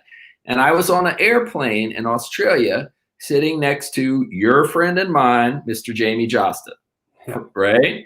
And so I'm on this airplane sitting to him, and I'm telling him about this. I give him the whole spiel about how I'm tired of the internet and how I'm only going to have a landline to do interviews. And I'm going to write this long book about it. And I'm just vomiting all over him. And he looks at me, he goes, okay, here's how we're going to do the movie. He just totally threw the idea of a book out. He's like, we got to do a movie about this, right? He's good like that. Yeah. So I'm like, okay, that makes sense. So I asked some guys I knew who were documentary filmmakers about what a relatively cheap camera I could get that would like shoot video with, right? And they told me a Canon 60D, because I was going to shoot some B-reel for my documentary or whatever, right? Never mind that I had no A-reel. I was just going to start shooting some B-reel. Go big or go home. Right? Yeah. So I did a couple of interviews with some people for this documentary, but mostly what I did was shoot footage of me and my friends skateboarding, right? So one day I was getting ready to go skateboarding, and I was in my kitchen and I looked at this camera and I saw my coffee maker as a French press, right? Sitting on my stove, and it had a domed lid, a chrome domed lid. And I saw my reflection and it was all distorted and weird. And I was like, that looks kind of neat. I'm like, let me use this camera and try and see if I can use it for what it's actually made for take a picture, So I put it on automatic or dummy mode, fully automatic. And I pointed it at the coffee maker and I took a picture, and the picture popped up and I saw it and I was like, oh, I'm a genius. Like, it was a totally average picture, 100%, nothing special about it. But it was like, I was like, this is so fucking awesome, And it was just like, it was like a bug, like a virus that bit me. And ever since then, I'm rarely without a camera. And I shoot photos in the water when I'm surfing. I got a waterproof housing, when I'm not surfing. I shoot photos on tour. I shoot photos when I'm at home. I shoot photos all the time because it's for me, I write and then I sing, and that's a very subjective thing. It's me putting my ideas out. With photography, it's me going out and looking at what the world provides me, and I'm trying to capture that, So I started learning how to control an exposure, right? I stopped shooting on dummy mode and moved over to manual, because everybody's a photographer until you shoot manual. And I learned how to control an exposure, and I started researching photographers, because I was like, I should look at the people who have done this before me and learn from them. Would be Henry Cartier be an influence? Yeah, I was getting ready to say my number one influence. Is that right? No, I'm sorry, number one. Number one. Oh my, I'm sorry. I didn't need to pull the rug out from under. Yeah, I was just getting ready to mention it. So I'm looking at these influences, and I'm like, I discovered this photographer, Henri Cartier-Bresson, who was a French guy, and I started researching him, and he's basically the father of street photography, which is basically what I consider myself, pretty much a street photographer, because I don't create situations. I just go out and capture them. So I started researching him, and I was like, what type of camera did he use? And it turned out he used a Leica M rangefinder, and they're not cheap. That thing is gangsta. Yeah, so I was like really interested in them. So I have a friend named Andrew Stewart out in the West Coast who's a photographer who shoots with Leica, and I happen to be in LA with my friend Scott Uchida, who's a photographer, and we were shooting photos of Duff McKagan from Guns N' Roses, right? Mm-hmm. Just at Mate Studio out there. And then Slash showed up. And my friend Andrew Stewart showed up because he said, I'll let you play with my Leica. So he showed up, and I put a memory card in his Leica M, and I shot pictures of Duff and Slash from Guns N' Roses with this Leica M. And I took the memory card out, put the files on my computer, and I was like, oh my God, I have to have one of these. So I just constantly thought about it for a few years until I'd saved up enough money to get it. But it's all manual, there's no autofocus. And I have a film one too. I don't only shoot digital. And the lenses too, man. I mean, Yes. the lenses are all, the whole thing's assembled by hand. The lenses are 100%. 100%. Yeah. 100% handmade. I asked my dad about it. He broke it down for me. Yeah. I went to the factory. I saved enough money to get one. And then I started shooting with it all the time and tagging them. And then some people at Leica liked my work, so they started following me.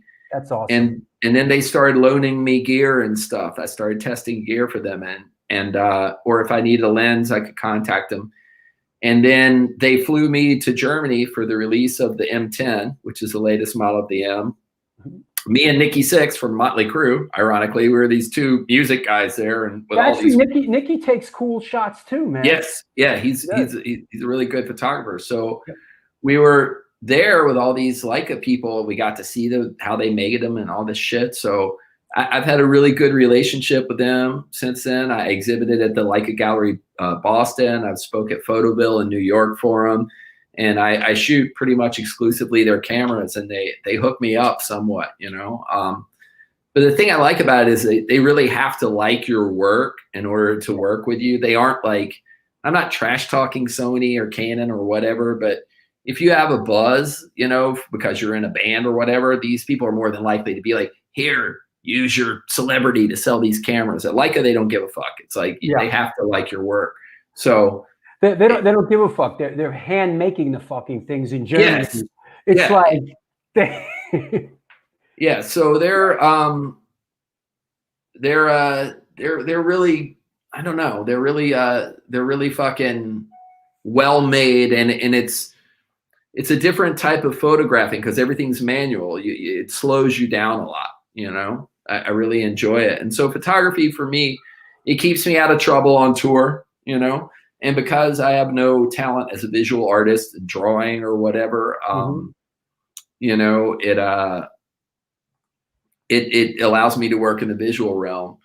And I've got some long-term photo projects that I'm involved with, like there's a book I'm working on called Frontman, where I'm just taking photos of different frontmen, women, people, not like studio portraits, but just sort of like backstage or whatever in their living room, and to kind of show like the humanity of them. And the first photo I took for that project was HR at a Bad Brains show.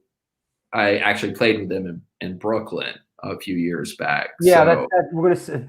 Thanks for the segue. Let's keep going but let's wrap up the photography. We'll get into that. But a quote, and I quote you. Photography is a tool of self-discovery for me. It's how I understand myself and my life in that particular moment. Yes. I think that's a great quote, man. Love it. Well, a lot of times when I take a picture, I'm a pretty instinctive shooter. Like I just see something and it captures my eye and I shoot it. And it's not really until later that I look at the developed film, or when I go to edit it, that I really understand why I took that picture sometimes. Like I love why I I was attracted to it. So it kind of helps me understand my mind state in that moment, And I just love it, man. I love it. I don't know. It's something about it. It's so much fun. That's great, man. It's great that you discovered a passion. And I have to say, being a guy that's been clean and sober for 12 years myself, these are the kind of things that open up when we get clean and sober. Yes, 100%. I'm just saying. Yeah, 100%, dude. It was like the sort of valve or whatever was blocking it was just yanked out, and then all of a sudden it's like, I want to do too much stuff now. I have too many ideas. You too? Yeah.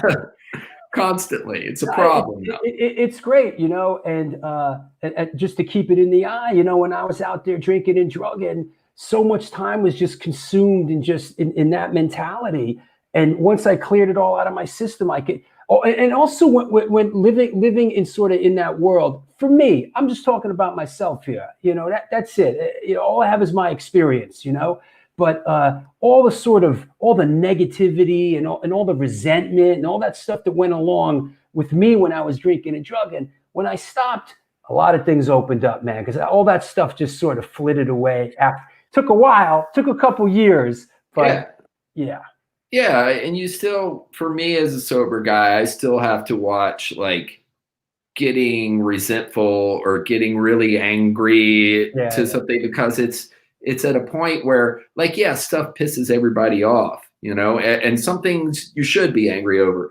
But if it consumes you totally, until, you know, you're just sitting there, I'm mad, you're not doing anything about it, you know, it just hurts you. So, you know, I try and, like, it's weird. I try to be a little bit more level-headed these days. It's something I never thought I would aspire to, you know. When's your birthday? For which one? My sobriety birthday? No. When's your real? What date? What's your birthday? My real one, February 21st, 1971. I got sober October 18th, 2010 in Brisbane, Australia. You know the date. I was wondering just what, not to sound corny, I was just wondering what sign you were, man. Yeah. You know? Okay, so you know what I want to talk about? Let's talk about the Bad Brains, and let's talk about you doing some vocals with them. And, you know, our friend just chimed in, Mikey DeJean, who was an Outburst and you know, did some Cro-Mag stuff and Breakdown, representing the Story Queen, says, I was one of 50 people to see the Bad Brains play a small art space in Brooklyn with Randy on vocals for a portion of the set. The room went off, myself included. What was that experience like for you? Let me say, was one of the people that couldn't get in and see it. That's too bad. I hung out on the fucking sidewalk. It was fucking crazy, dude. And the way that came about is I had met HR before, and I'd met his brother Earl before in passing in Richmond, because they used to the Bad Brains are from the DC area. Sometimes they were down in Richmond. But when I really got to know them, it was through John Joseph. I had some legal problems overseas, and I was awaiting a trial that I had to go back to. And during that time, when I was out on bail, Jose Mangan at Sirius in New York, he's like, "Do you want a record? Do you want a radio show? Do you want to have a show on Sirius as something to do?" I'm like, "Sure." So what I did was I'd take the Amtrak from Richmond up to New York City, go to the Sirius state studio, and I'd have a guest on. And I'd ask them, I'd play them different songs from their album and ask them about the history of these songs. And I also did some remotely. So I did Reed and Mike Dean from COC. I did Steve Zing from Sam Hain. I had Doyle from the Misfits. Oh, wow. That's a tough one. Yes. I had John Joseph from, of course, the Cro-Mags. And John, I was talking to him, and he's like, "Yo, this is cool. Who else do you want to get?" It was basically, I was being a huge punk rock music nerd. I just got to, like, ask whoever I wanted that I listened to in high school these questions. Welcome to my show. Yeah, exactly. It's great. Welcome to my show. I was like, "Yo," John was like, "Yo, I could get you someone else." I'm like, "Can you get me?" It probably went like this. "Yeah, listen, you tell me who else. Yeah, listen, I'll hook you these motherfuckers out there. Exactly. Whoever you want, I'll hook you the fuck up. You want exactly. No, I was like, "Can you get me some of the Bad Brains?" He's like, "Yeah, no problem. I'll call Daryl." And I was like, "What about HR?" He was like, "No, man, not right now." Because HR wasn't quite well then. So he called Daryl Jennifer up and was like, yo, my dude has this radio show in New York. You come down from Woodstock and do it with him. And Daryl drove down from Woodstock, met me at Sirius like a month later. And I talked to him and I just went deep with all these nerdy Bad Brains questions. And he told me some amazing stories. And I got to try to make good on something I'd always felt bad about. Once when I was in high school, I shoplifted a Bad Brains record. And that's bad juju, right? So like I wanted it so bad. And it haunted me ever since. It did. It haunted me ever since, you know. Wow. They're a fucking band. And I'm just like, I can't fucking believe that I stole this record from this record store like an asshole, you know? So that record store is long gone. Otherwise, I would have tried to make good with the guy. But Daryl came on and I told him this story. I'm like, look, dude, when I was in high school and I was like 16, I stole a fucking record. And I feel bad. Someone says what record? It was Eye Against Eye, which was my fucking favorite Bad Brains record. And I said, I stole this record from this record store. The record store, I don't even know who owns it. They're out of business now, probably because of assholes like me. I basically took money out of your pocket. I apologize. And I pulled out like a 20 and I'm like, with inflation, this should probably cost, I just want to give you this money for this record I stole 30 fucking years ago or whatever. Oh my God. And I was still waiting on trial. And Daryl looked at me and he goes, why don't you just keep it and put it towards your lawyer fees? And I was like, you are the best human ever. And like the beginning of the Quickness record, you know that record, of course, Mackie played on it, but it starts with this thing that goes, I was talking to him about it, right? And I was like, I always loved it when HR did that. He's like, no. That wasn't HR singing that. That was me. Yeah. And he goes, I was trying to explain to Doc the riff, so I was just humming it and they recorded it. And I was like, no fucking way. And Daryl's like, do you want me to sing it for you? I'm like, yes. So we're sitting in the studio. He's just like, and I'm like, this is fucking amazing, dude. That is great. You know? That is great. So I just kind of started keeping up with Daryl a lot. And then someone reached out to me and was like, Bad Brains are doing a secret show. Daryl's having an art gallery show in Brooklyn at this gallery. In a place that holds 3 fucking people, right? Yeah. And the Bad Brains are going to play a set, but they aren't going to tell anybody. And they want to do some of the faster stuff. HR is not really into that. HR is going to come out, do some reggae stuff and maybe some mid-tempo shit like Reignition. Yeah. And he's like, and they gave me a list of all these songs to learn. And I wound up doing Band in DC and I can't remember what. Big Takeover. Big Takeover and Band in DC, I think. And then Sid McRae, rest in peace. Yeah. Original Bad Brains singer. Yes, did the Regulator for the first time in like 30 some odd years. So they asked me, like, do you want to sing some songs? And I'm like, yeah, you're my favorite band of all time. You know, it was like, So I'm a Bad Brains jukebox. What would you like to play? Yeah, exactly. So I went to New York and I went to rehearsals at this place in Brooklyn, and they had rented this place for the day. And I walked in and they were playing, and I was just like, holy shit, that's the Bad Brains. I'd seen them before, but it was just us. And then HR did his songs and he stepped down, and then I got on stage at the rehearsal studio and I did my songs with them, and I was so fucking nervous. There was nobody there, but I was so nervous because, like, once they started playing, dude, to have that power of that band behind you is something that's almost indescribable, man. Like, and they were just so tight. And I looked over after I was done singing, I looked at HR, and he was like, his eyes were kind of big and he was smiling at me, and I was like, whew, okay. And then I watched Sid do the Regulator at rehearsals, and it was amazing. And I have footage of that I sent to Daryl a couple of weeks ago, and that I just filmed on my cell phone. He was really fucking stoked on that. So We went and did that show at the gallery. People showed up for the gallery opening to see Daryl's artwork, and there was some work by Shepard Fairey there. Yeah. But they saw this drum kits and stuff. They're like, "What is this?" And then all of a sudden, they came out, and then they did like 4 songs, like 3 reggae songs and Reignition. Wasn't someone playing second guitar? Yeah, Chogi Lama. He's a guy who. He's a Woodstock guy, right? Woodstock guy. Yeah, he's a Woodstock guy that Doc and Daryl know from up there. He's been friends with a young guy because Doc's hand wasn't fully recovered enough to do the solos yet.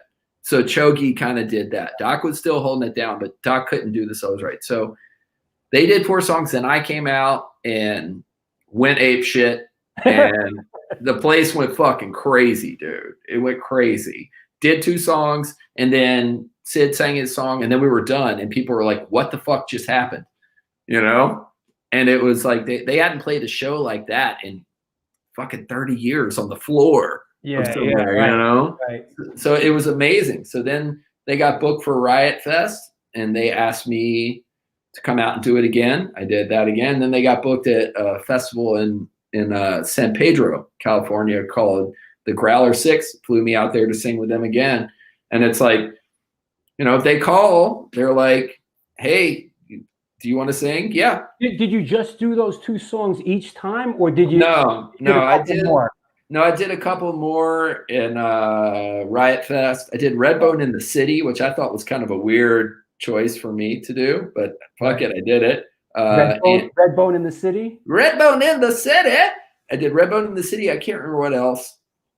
And I did more at the California one. I'd have to look at the set list, but I never, the song that I was really most nervous about was Pay to Come, and they never fucking put it in the set. And I was kind of like, whew, because I've spent since I was a teenager trying to sing that song correctly, you know? And Daryl's like, "Yo, kid, don't worry about it. We'll slow it down to the 7-inch version with the cowbell, you know, like the slower speed." To the 7-inch version, like that was slow.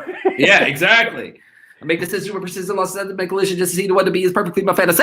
Like I can rattle off most of it pretty quick, but it's like the album version, the Roar cassette, it's like, it's like, it's inhuman. HR is the fastest fucking singing dude ever. We were talking on the last show with John how when that cassette came out, like it would just, we put it in and it didn't come out for a couple months. It would just, because back then cassettes would end and then the other side would start playing. Yeah. That thing was literally is all we listened to for like 3 straight months. Yeah. Yeah. It was, so I got to, you know, I've gotten to know them as people, you know, and like Daryl particularly I'm close to. HR and his wife, beautiful people. It's just like, it's something super special for me. And then I have another side project that I do music with called Saudade, Saudade, some might pronounce it, which is Chuck Doom from Crosses, John Medeski from Medeski Martinwood. Oh, wow. Doc from Bad Brains. Mackie plays drums on some tracks from, of course, Cro-Mags. Cool. David Torn, who was in David Bowie's band. One of the guys from the Robert Thomas from the Weather Report plays percussion. Wow. And I did the last song I did with him. I sang, and Lee Scratch Perry sang. So you're mixing it up, man. Yeah. So it's like this cool fucking thing, and we got more stuff coming out. So I get to see Doc up in Woodstock if I head up that way to record and shit, you know. Yeah, I did. I was the promoter. I put together that benefit in the park. Yeah. That was me and cousin Joe from Black and Blue Productions, and that thing was very well attended, and that was a really special. Yeah, my buddy Jerry Farley went to that. Yeah, is a guy. Yeah, Jerry. I think Jerry's here. Jerry. Yeah, chiming in. I saw him. Good buddy of mine. Produces Sick of It All, last few records and stuff like that. Sure. Hey, let me do my last shout out to a couple sponsors, and we'll come back and let's take some questions from around the world. Sure. What's happening? You know what's happening. You know why we're here, and you know what we're doing. It is the New York Hardcore Chronicles Live. We are sponsored by New York Hardcore Comics, The Organic Grill, Your Core Hardcore Fan Page, Chain Reaction Records and Skateboards, and the Texas Silver Rush, which is a jewelry design firm and boutique store located in the birthplace of the Texas country music scene in Fredericksburg, Texas. They specialize in working with musicians in all music genres to design and create unique one-off pieces. It's a one-off. It's a one-off piece as opposed to a two-off. Go break a leg. As well as to style them for stage, album covers, promo photos, and social media exposure. That's what I need. I need some social media exposure. Their client list includes Rock and Roll Hall of Famers Greg Rollet, Ringo Starr, and of course, the mighty Agnostic Front. During this current pandemic, all information and online sales are being taken at their Facebook and Instagram pages, and of course, www.thetexassilverrush.com. Just a reminder, coming up this Sunday, speaking of Agnostic Front and Crucified for Your Skins, Skinhead Army, Saab Gray from Iron Cross Royal Americans, old school DC hardcore guy coming on the show. Lots to talk about. As a matter of fact, the photo on that flyer was taken outside the Chancery. That's Saab and Chris Foley from SSD Control, a show that we came down from Boston for. Lots of American hardcore folklore and history is going to go down at this show. And also, if you weren't watching earlier, but you are watching now, January 27th, new show with Mina Caputo from Life of Agony. I wanted to put this back up because I wanted to be able to put that up as well, because that's been sitting here since Alan Roberts been on the show. So Mina's coming on the show. Listen, you know it wasn't easy to get Mina to come on the show. It's happening. So that's going down. What else? Want to shout out the Women in the Pit page on Facebook. Go join it. If you are a goyal or a woman, if you are female of the species, sign up on the Facebook page. All you dudes are not welcome. Keep it. All you dudes can carry on your own and talk about how hard you are and how you were there back in the day. This page is for the females. Yeah, there you go. Yep. Mina's coming on the show. That's a Pete Steele thing, Goyles, right? There's a little Life of Agony tie in there, Also, want to shout out Upstate Rick, the New York Hardcore Chronicles live comments page on Facebook. It's a community when the show's not going on, so people can chirp along. And I think that kind of covers it. We're going to do let's hear some questions for Mr. Randy Blythe. There is a super chat. If you have a burning desire, I have a burning desire. If you have a burning desire, there's a super chat. Spend $1 or $2. It comes in color. I can't miss it. Sometimes I miss some of the questions. You can also donate to the show while you're at it. It wouldn't kill you. Rest in peace, Pete. Absolutely. Yes, we love Mina. Mina rules. Mina. Yep. There you go. So that said, right said, Fred. Let me clear the deck. What the heck? Here we go. Let's bring our guest back on, Mr. Randy Blythe, and let's. That's the old Ringo Starr. Peace. That's it. I'm old. Peace and love. Let's take a question, huh? Why not? Someone asked. Yeah, hold on. I got it. How about from our friend Michelle? Randy, can you talk about your work with Our Streets exhibit about the changes of Richmond over the summer? I got to see some of your photos from another Richmond photographer and dear friend, Ken Penn. 2 words, breathtaking. Yeah, shout out to Ken. Ken is down in Norfolk. Great dude, hardcore, straight edge guy. I know he's been around for a long time. Great photographer as well. What happened in Richmond, after the George Floyd murder that went down, this has been a crazy fucking year. Let's just preface that. In general, this has been a crazy fucking year. After the George Floyd murder went down in Minneapolis, protests. I know, were you in New York for any of it? Yeah. Drew. Yeah, I mean, I know they were going off up there in Richmond. There were a lot of protests, and a lot of them are centered around the Confederate monuments on Monument Avenue, and they started coming down. Some by the city. Just interject for people that may not know: Richmond, Virginia, capital of the Confederacy. Former capital of the Confederacy. Excuse me.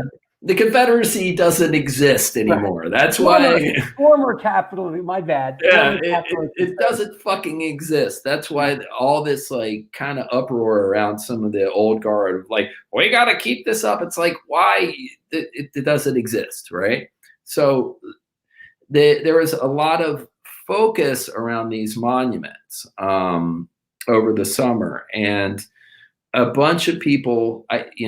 I'm no stranger to civil disobedience, civil unrest, whatever you want to call it. I've kind of drawn to it in a way. But I went out the first night of the protests in Richmond and started shooting photos because it's history, man, and if you have a camera, if you're an artist, if in any way, shape, or form you're an artist, you need to reflect the times. You really do. Nina Simone said that. She said it's the duty of the artist to reflect the times. Wow.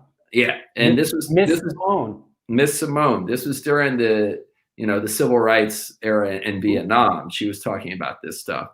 So when something important is happening, no matter what my feelings are about it, I want to go capture it. So all summer long, there was a large protest movement in Richmond, and a lot of the Confederate statues were taken down, but a lot of them were covered in graffiti, right? And to the point that the Robert E. Lee monument was on the cover of National Geographic.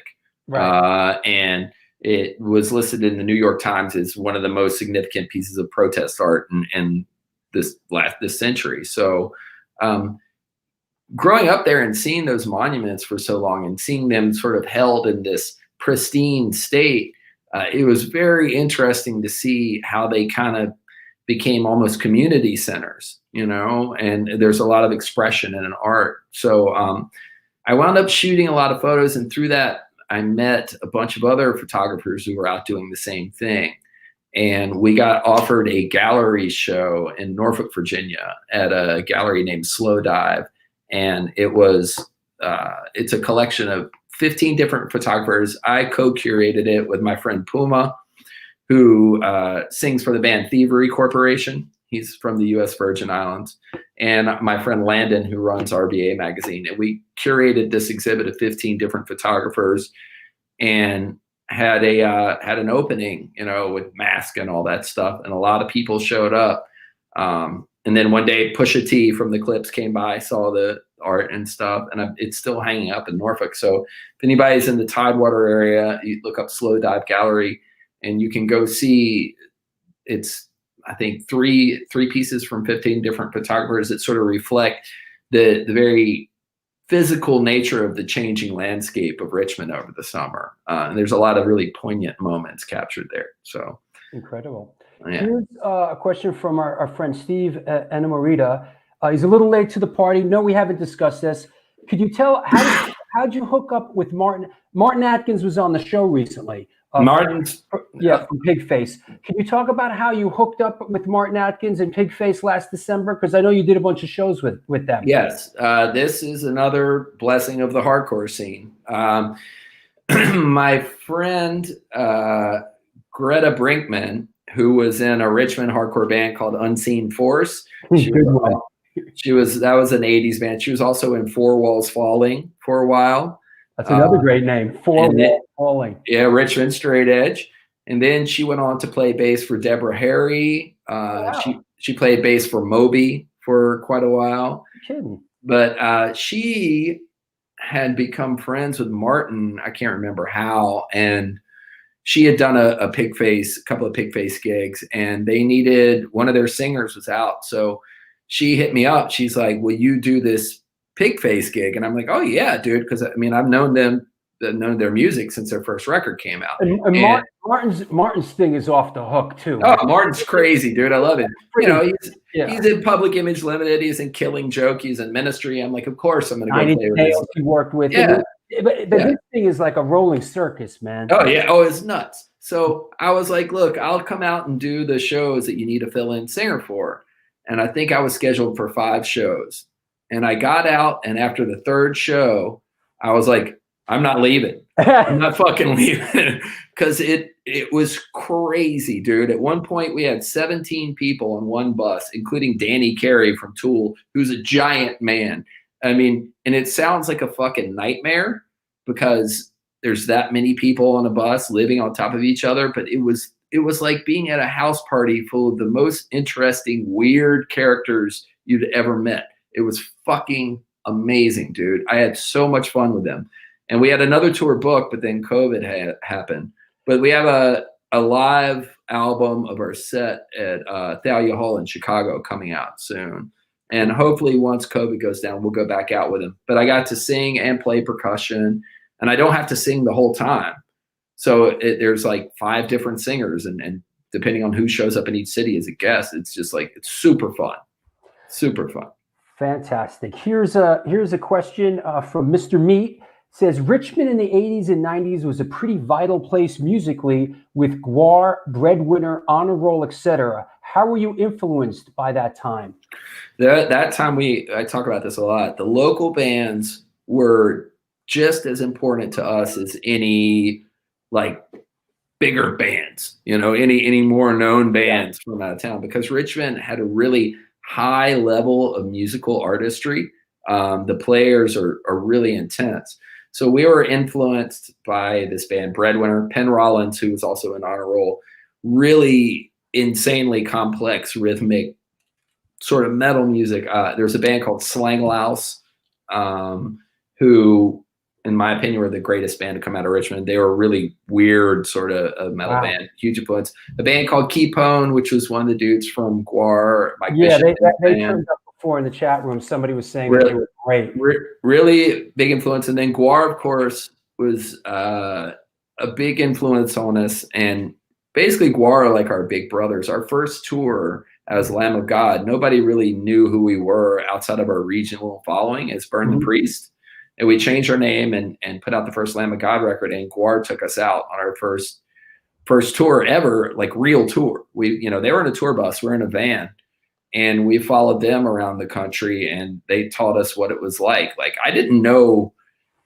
I mean, we're used to playing basements, house shows, and squats, and maybe CBs, but like a monitor guy. What's a monitor guy? I don't even know what that is. I didn't know. Like, do we really need a guy to do lights? Someone was like, you got to get someone to help you out with lights. I'm like, do we need a lighting guy? I mean, like, I'm used to like a single light bulb hanging down from the basement, a bare light bulb. Yeah. So like Gwar really taught us how to be a band, kind of, because they're a really self-sustained organization. And I learned a lot from those guys. And I miss Dave Brocky, their singer, very dearly. He's a dear friend, who sadly passed away. But yeah, all of that, back to the question that, the late 80s and onto early and mid 90s, the scene in Richmond was really strong, really smart musically. And it was just as much of an influence to us as any national act, because we really just wanted to be able to hold our own with the Richmond bands, because they're all that good. So yeah, huge influence. Sounds like it was a very vibrant scene and a very vibrant time. Yeah. Here's a quick one from GP. What does Randy think about the COC Blind record? I was hoping to avoid that question. It's you know what, they did a super chat. I had to do it. Yeah. No, it's a good record. But I am an Animosity fan, and Eye for an Eye, and I like the stuff with Pepper too. I love that too. The Blind album, actually, they were playing on the Blind album the time I saw them with the Bad Brains. I know Reed really loved it. It was very interesting the way it came out, but it always has kind of struck me as an odd record in their catalog. You know what I mean?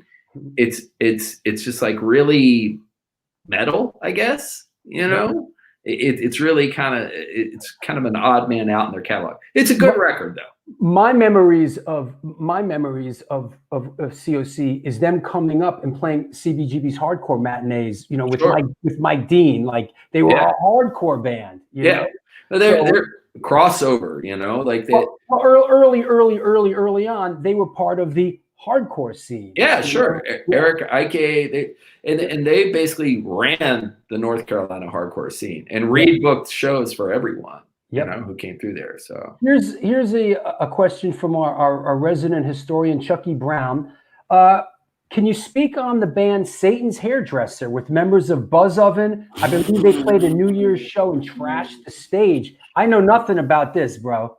That was what I call my first metal band. Are you familiar with the band Buzz Oven? I am, and I know they had a reputation for being destructive. To put it mildly. I saw them play back in the day. They were their sound, the whole thing. They were intense. They were disturbing. They were destructive. Yes, and they were friends of mine. And, I kind of used to hang out with them at this warehouse that was basically sort of a squat in Richmond that you paid rent on, that I moved into for some fucking foolish reason. And I did a little roadie work for them back in the day every now and then. So they decided they wanted to do, Kirk Fisher decided he wanted to do a band. I think it was Kirk who decided he wanted to do a band called Satan's Hairdresser, which was Buzz Oven and me in drag. Right. And we played at a place called the Metro on New Year's Eve. It was the only show we ever played.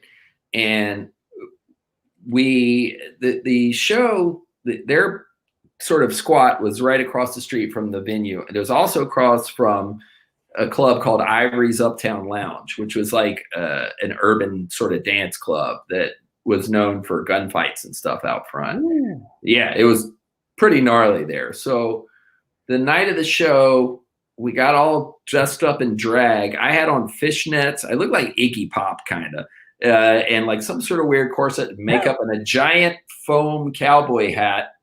And we had all these weapons, like hammers and machetes and all sorts of shit. We ran across the street from their warehouse through the crowded Ivory's Uptown Lounge, who were all out on the side. We were like, what the fuck is that? You know, into the club. And I'd gotten a bunch of old TVs and they were all plugged in. And we got on stage and started playing. And we did kind of like weird sort of death metal, almost ZZ Top with like Green Day parts thrown in. And it was just utter violence. And I just smash these TVs. Everybody standing up front. There's just it sounds like performance art, like Wendy O. Williams. Yeah, like Plasmatics. Yeah, pretty much. And we just trashed this fucking place. There's broken glass everywhere. I can't believe nobody lost an eye. Fights, all sorts of shit. And that was the only show we ever played because nobody would book us. I think we were booked at the King's Head Inn, and then they heard about what happened at our show in Metro, and they're like, no more Satan's Hairdresser. So yeah. That train has left the station. Yes. Hey, let me clear the deck. Let me bring on a couple of my guys here. And Steven, you out there? Yes, my train left the station. Yeah. What up? What's up, bro? How you doing? Hey, I have a question. Yeah. Can you tell us a little bit about the Legion? You know, the Legion 20 record, the Burn the Priest. It's like amazing, like hardcore tribute that you guys did not too long ago. Right. The deal with that is like we were touring with Slayer a lot, and we hadn't. The one reason why our last record took so long to come out, it was like 4 years or something in between records, which is really long for us, is because Slayer kept on extending their Final War tour, right? And they're like, "Do you want to go on another leg of our Final War tour?" And I mean, who's going to say no to Slayer on their last tour? So we're like, yes. And we're like, we need to put something out. And we had talked about doing a covers record for years, you know? So was like, we can do this in between tours. We don't have to write the music, you know, we could just learn some covers. So all of us picked like a few songs each, and you know, it was kind of pointless to really cover metal bands, I think, because we were already playing metal.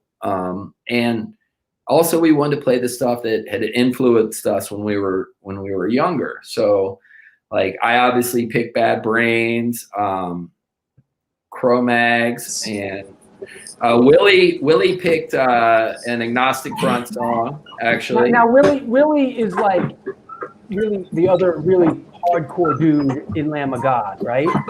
Yeah, as far as like hardcore music, he's the one that listens to it the most. Yeah, he's he grew up listening to that, a lot of it, you know. So he actually had a hardcore band in high school called Open Defiance. So love it. I think it was Open Defiance. Was that the name of it? Love it. If not, that's what it sounded good to me. But perfect teenage high school hardcore band. Yeah, and then The Accused, of course, are one of my favorite sort of crossover bands. Our drummer picked a SOD song. We did a Helmet song, a Melvin song, a Quicksand song. Our bass player loved Quicksand. Wow. We did Dine Alone. Shout out Sergio, by the way. And we just banged all the songs out. It was just really fucking fun to do. And it just kind of shows what we were listening to when we started the band. You know what I mean? Now, in the meantime, was only on a B-side, wasn't it? Was it only on a 7-inch? Yeah, which I don't own one of, which I was yelling at management about the other day. It's like, I need that. But the really cool thing is like, for me, is hearing from the people who did those songs originally. Like I sent the Quicksand song to Sergio. He loved it. I sent the Bad Brain song to Daryl. He loved it. I sent the Ag Friend song to Roger. He was like, it's killer. So for me, it was really cool to hear from the OGs, the originators of this music, and them kind of putting their seal of approval on it, you know? I think what was amazing to me, I'm sorry, is just because one of the things I love about Lamb of God is your production is always spectacular. Your drum sound, and hearing those songs, which were all recorded somewhat primitively at the time, with the Lamb of God production was just amazing. And I must have been amazing for the guys that were in those bands to hear them so like sonically powerful. Daryl from Bad Brains told me that. He was like, yo, kid, this is awesome. I wish we had that technology back then, you know? And I understand that. But for me, the production at the time, I wouldn't change a thing about those records. You know what I mean? Yeah. Like the sound of it, anything. I wouldn't change a fucking thing about it. I really love it because when it came into my life at the time, those records meant so much to me that the sound is imprinted in me, you know? So it was a lot of fun to do it. That was a great record. This is a Stephen Messina Lamb of God photo, right, Stephen? This is one of yours. Yes, it is. Cool. Where was this? That's Roseland Ballroom 07. Ah. And that's with Gojira, and I forget who else was on the bill. Was it Children of Bodom on that as well? I think it was. I got another one. Hold on. Yeah. I got another one of yours. Hold on. Gojira, great band. Love them. Yeah. Oh, fantastic. You know what, Steven? I'm going to throw a curveball. Here's one of your photos that I have of yours. We've never put it on the show. I think Randy would enjoy this. I think it's appropriate. This is one of Steven's shots. I think it's fantastic. I love it. Oh, wow. Oh, that's beautiful. Oh, thank you. The train yard. What is that, the West Side Yards? That's West Side Yard. That's 33rd and 12th Avenue. So, Steven, can I ask you a question without getting you in trouble? Do you have a secret graffiti history? You know what's funny is the cool thing about the graffiti, like we get the call from, because what happens is our guys get overtime to clean that graffiti off. So we'll get a call saying, oh man, they hit so-and-so yard. Right. And I might be like across the city or somewhere else. And I have to like find a way to like race over there before the guys get over there and like power wash it off because I want to get photos. Yeah.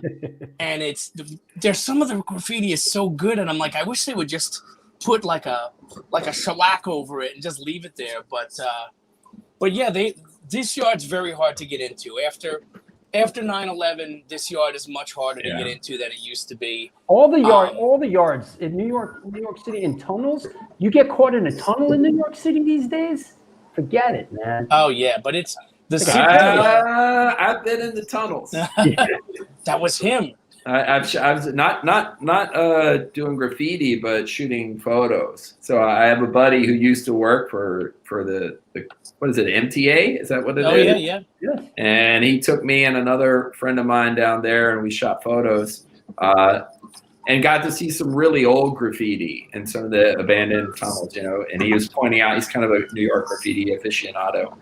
And I guess I understand, like, the city wants to keep the trains clean and all that stuff, but when the first time I ever rode the subway was sometime in the 80s, and like in New York, and I remember being this hick kid from Virginia, like blown away by the graffiti. I was like, this is the coolest thing I've ever seen in my life, You know, I was in Greece last year in 2019, and every single piece of Greece and every single train is completely covered like the 70s in New York. Yeah. And it's all this like political graffiti. Yes. But I mean, the windows are covered. I mean, they hit it. I've never saw so much graffiti, and the entire city, not to mention I was so psyched. My hotel was right across from the train station that I went over there, and it was like I couldn't take enough pictures. It was completely covered. Hey, Randall, a question. Yeah. Where is this? That is in New Mexico, outside Albuquerque, and that's a Navajo friend of mine who beautiful shot, man. Beautiful. Yeah, that's awesome. Came to a show, and a friend of mine back home was dying of cancer. He was going to die at any day. So my Navajo buddy and I went out in the desert and sort of prayed for a peaceful passage for him. He burned some sage for him and stuff. And I took that photo of him while he was out in the desert. Beautiful shot. And that's with the Leica? Yeah. Yeah, it's a Leica M. Beautiful shot. Wow. Steven, you got anything for Randall on the way out? Well, listen, you have another friend on the LARR now if you want to come take photos. Hell yeah, dude. Let me know. I'll take care of you, And does that run all the way to Montauk? Oh yeah. In fact, that's a hell of a ride, especially in the summer. Yeah, you get on there. That's a nice long ride to Montauk. Yeah, I have a connection to someone who lives up in Montauk. I want to go up there and surf sometime because I know there's really good waves up at the lighthouse. Did you ever see a movie called The Eternal Sunshine of the Spotless Mind? Yeah. The Montauk station is in that a lot. They use them riding the train to Montauk a lot in that. Yeah, I want to check it out. I've only ever surfed Rockaways. I haven't gotten out to Montauk yet. I need to. But, Steven, I'll talk to you soon, man. Yeah, absolutely. Randy, it's a pleasure to meet you, man. A pleasure, bro. Hope to see you soon. Absolutely. Be safe. There's room on the boat for everybody. This is the New York Hardcore Chronicles Live. Our guest today is Randy Blythe from Lamb of God, author and photographer. I wanted to just real quick,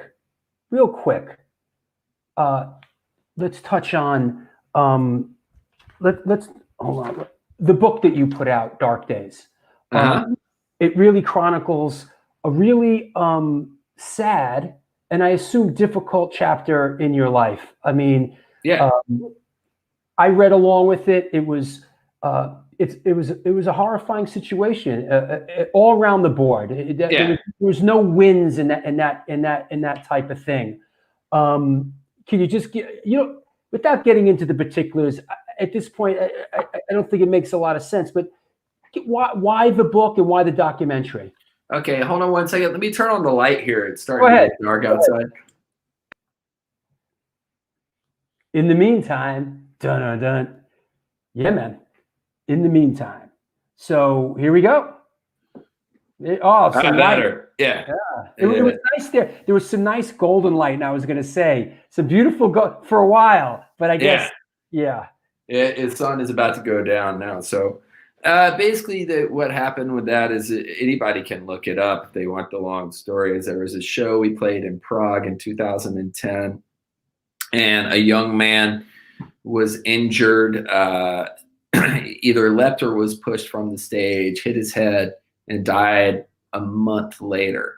It was a crazy fucking show, and security was not doing their jobs, but we didn't know anything about it. My band didn't. So we show back up 2 years later, and I go to the airport in Prague, and I was excited to go shoot some photos. It was a day off, and there were like 7 people there. We thought someone was there to get a terrorist because they had face masks and machine guns and shit. And they handed me a piece of paper saying I was being charged with manslaughter. We were like, what the fuck? You know? You had no inkling that this was coming down the road? Nothing? No, we had no idea anybody had been hurt, you know? Wow. So I went to prison for 37 days in the Czech Republic, and a prison in Prague called Pankratz. It was like 123 years old at that time. It was like being in a Misfits song, basically. And then I got out on bail and was out for, I think, 8 months maybe. Then went back to trial and was found not guilty. So that's the long and short of it. It was a really sad time, and it's super tragic that this young man died. But I felt like obligated to go back and face trial because his family, you know, never came at me in the press or anything. They just wanted to know what happened to their kid, you know, and I cannot blame them. So I went back and stood trial and was found not guilty. Let me just ask. I mean, I assume that the judicial system over there is quite different than here in the States. Oh, very much so. Very much so. So, like, for instance, when they granted me bail, we paid bail. We borrowed, the bail's almost $250,000, right? So we borrowed that from the record label. And they are like, we paid bail, you'll be coming home soon.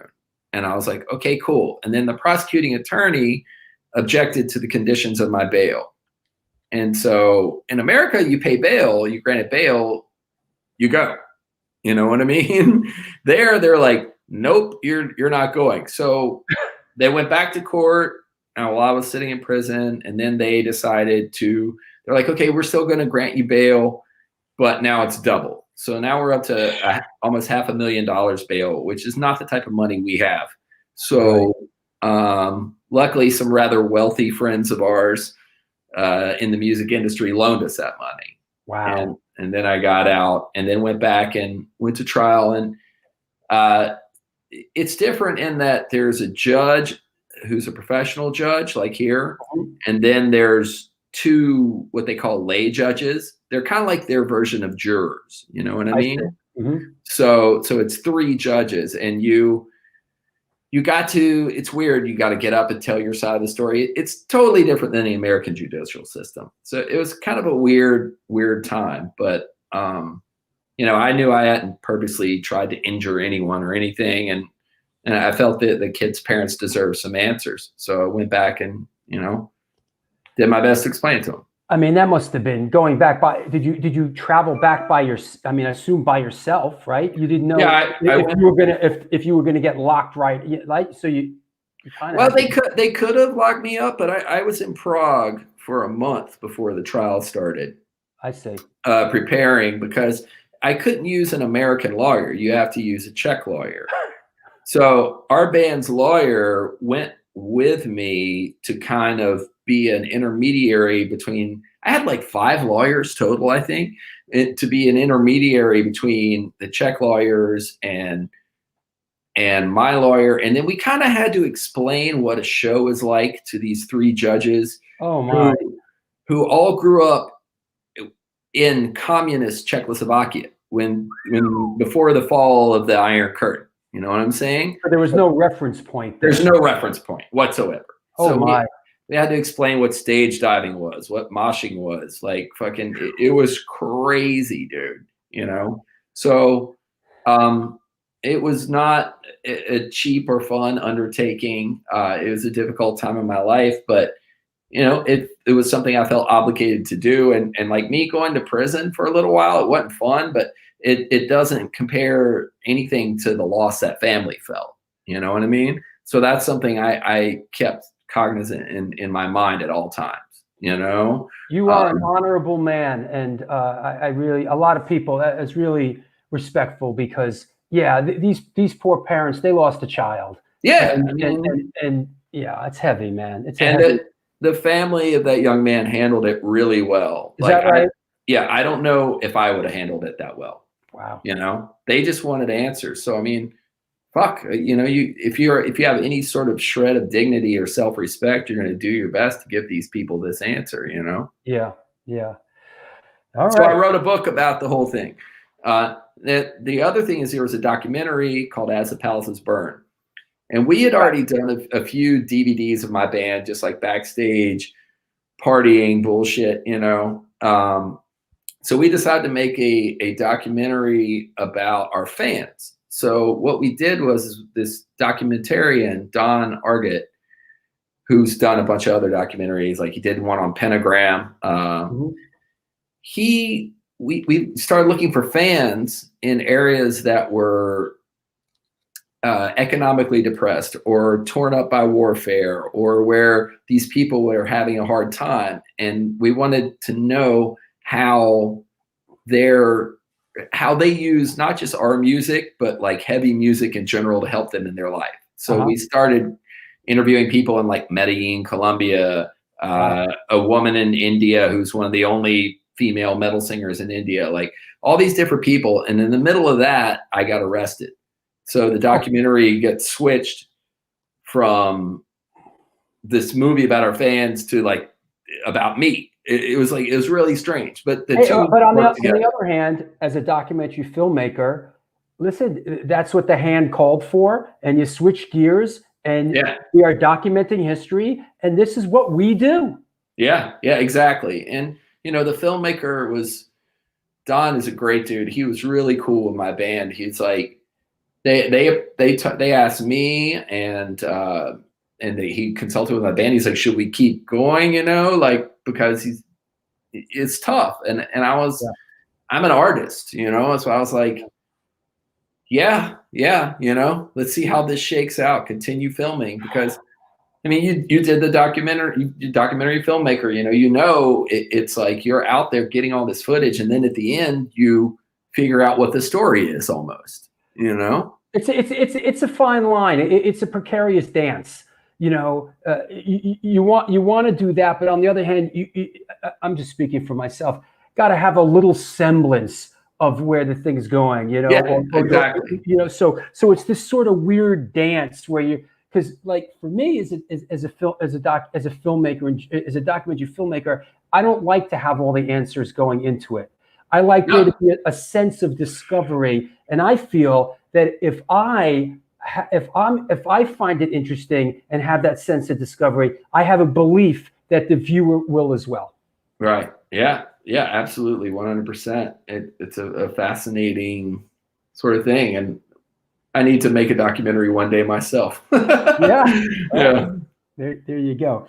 Hey, thank you so much, man. It was a great show. We had a couple of laughs. That's what it's all about. Is there anybody you want to shout out on the way out? Of course. Yeah. Of course. Please. Shout out to Cro-Mags. Shout out to Bad Brains. Shout out Sick of It All. Shout out Madball. Shout out Toby H2O. Shout out fucking the whole New York hardcore scene, you know? And then also a younger band from New York, not from the city, from Long Island, Incendiary. I don't know if you're familiar with them. Yes, of course. Great hardcore band from up there. And then in Richmond, Virginia, shout out to Division of Mind, and shout out to Mutually Assured Destruction. That's a great one. Mutually Assured. Fucking check them out. RVA hardcore, you know, Division of Mind and Mutually Assured Destruction. They rip it. And shout out to Vinyl Conflict Records in Richmond, Virginia. Greatest punk rock record store ever. That's great. Have a happy New Year, my friend. And you do too, bro. You're welcome back here anytime. Yeah, love to do it, man. Thanks for having me. I'll talk to you soon. Peace. Take care. Well, there you go.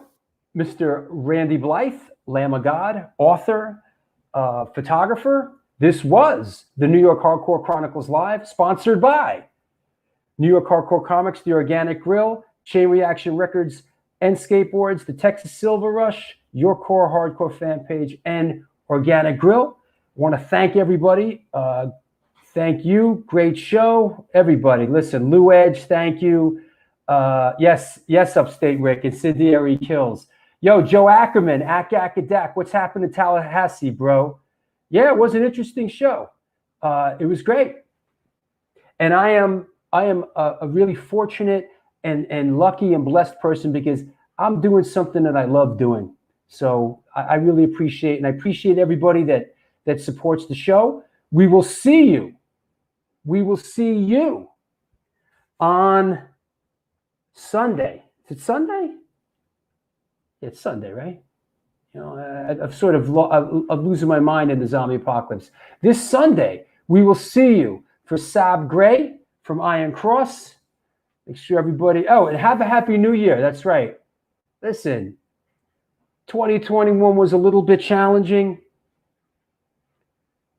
2020 was a little challenging. 2021 should be interesting. Should be weird. New Year's Eve and tomorrow, right? But I have an idea. I have a feeling. I have a feeling that a lot of great things are going to happen in 2021. So have a happy new year, everyone. I truly appreciate the support. Until then, do good things. Do good things. And good things will come to you.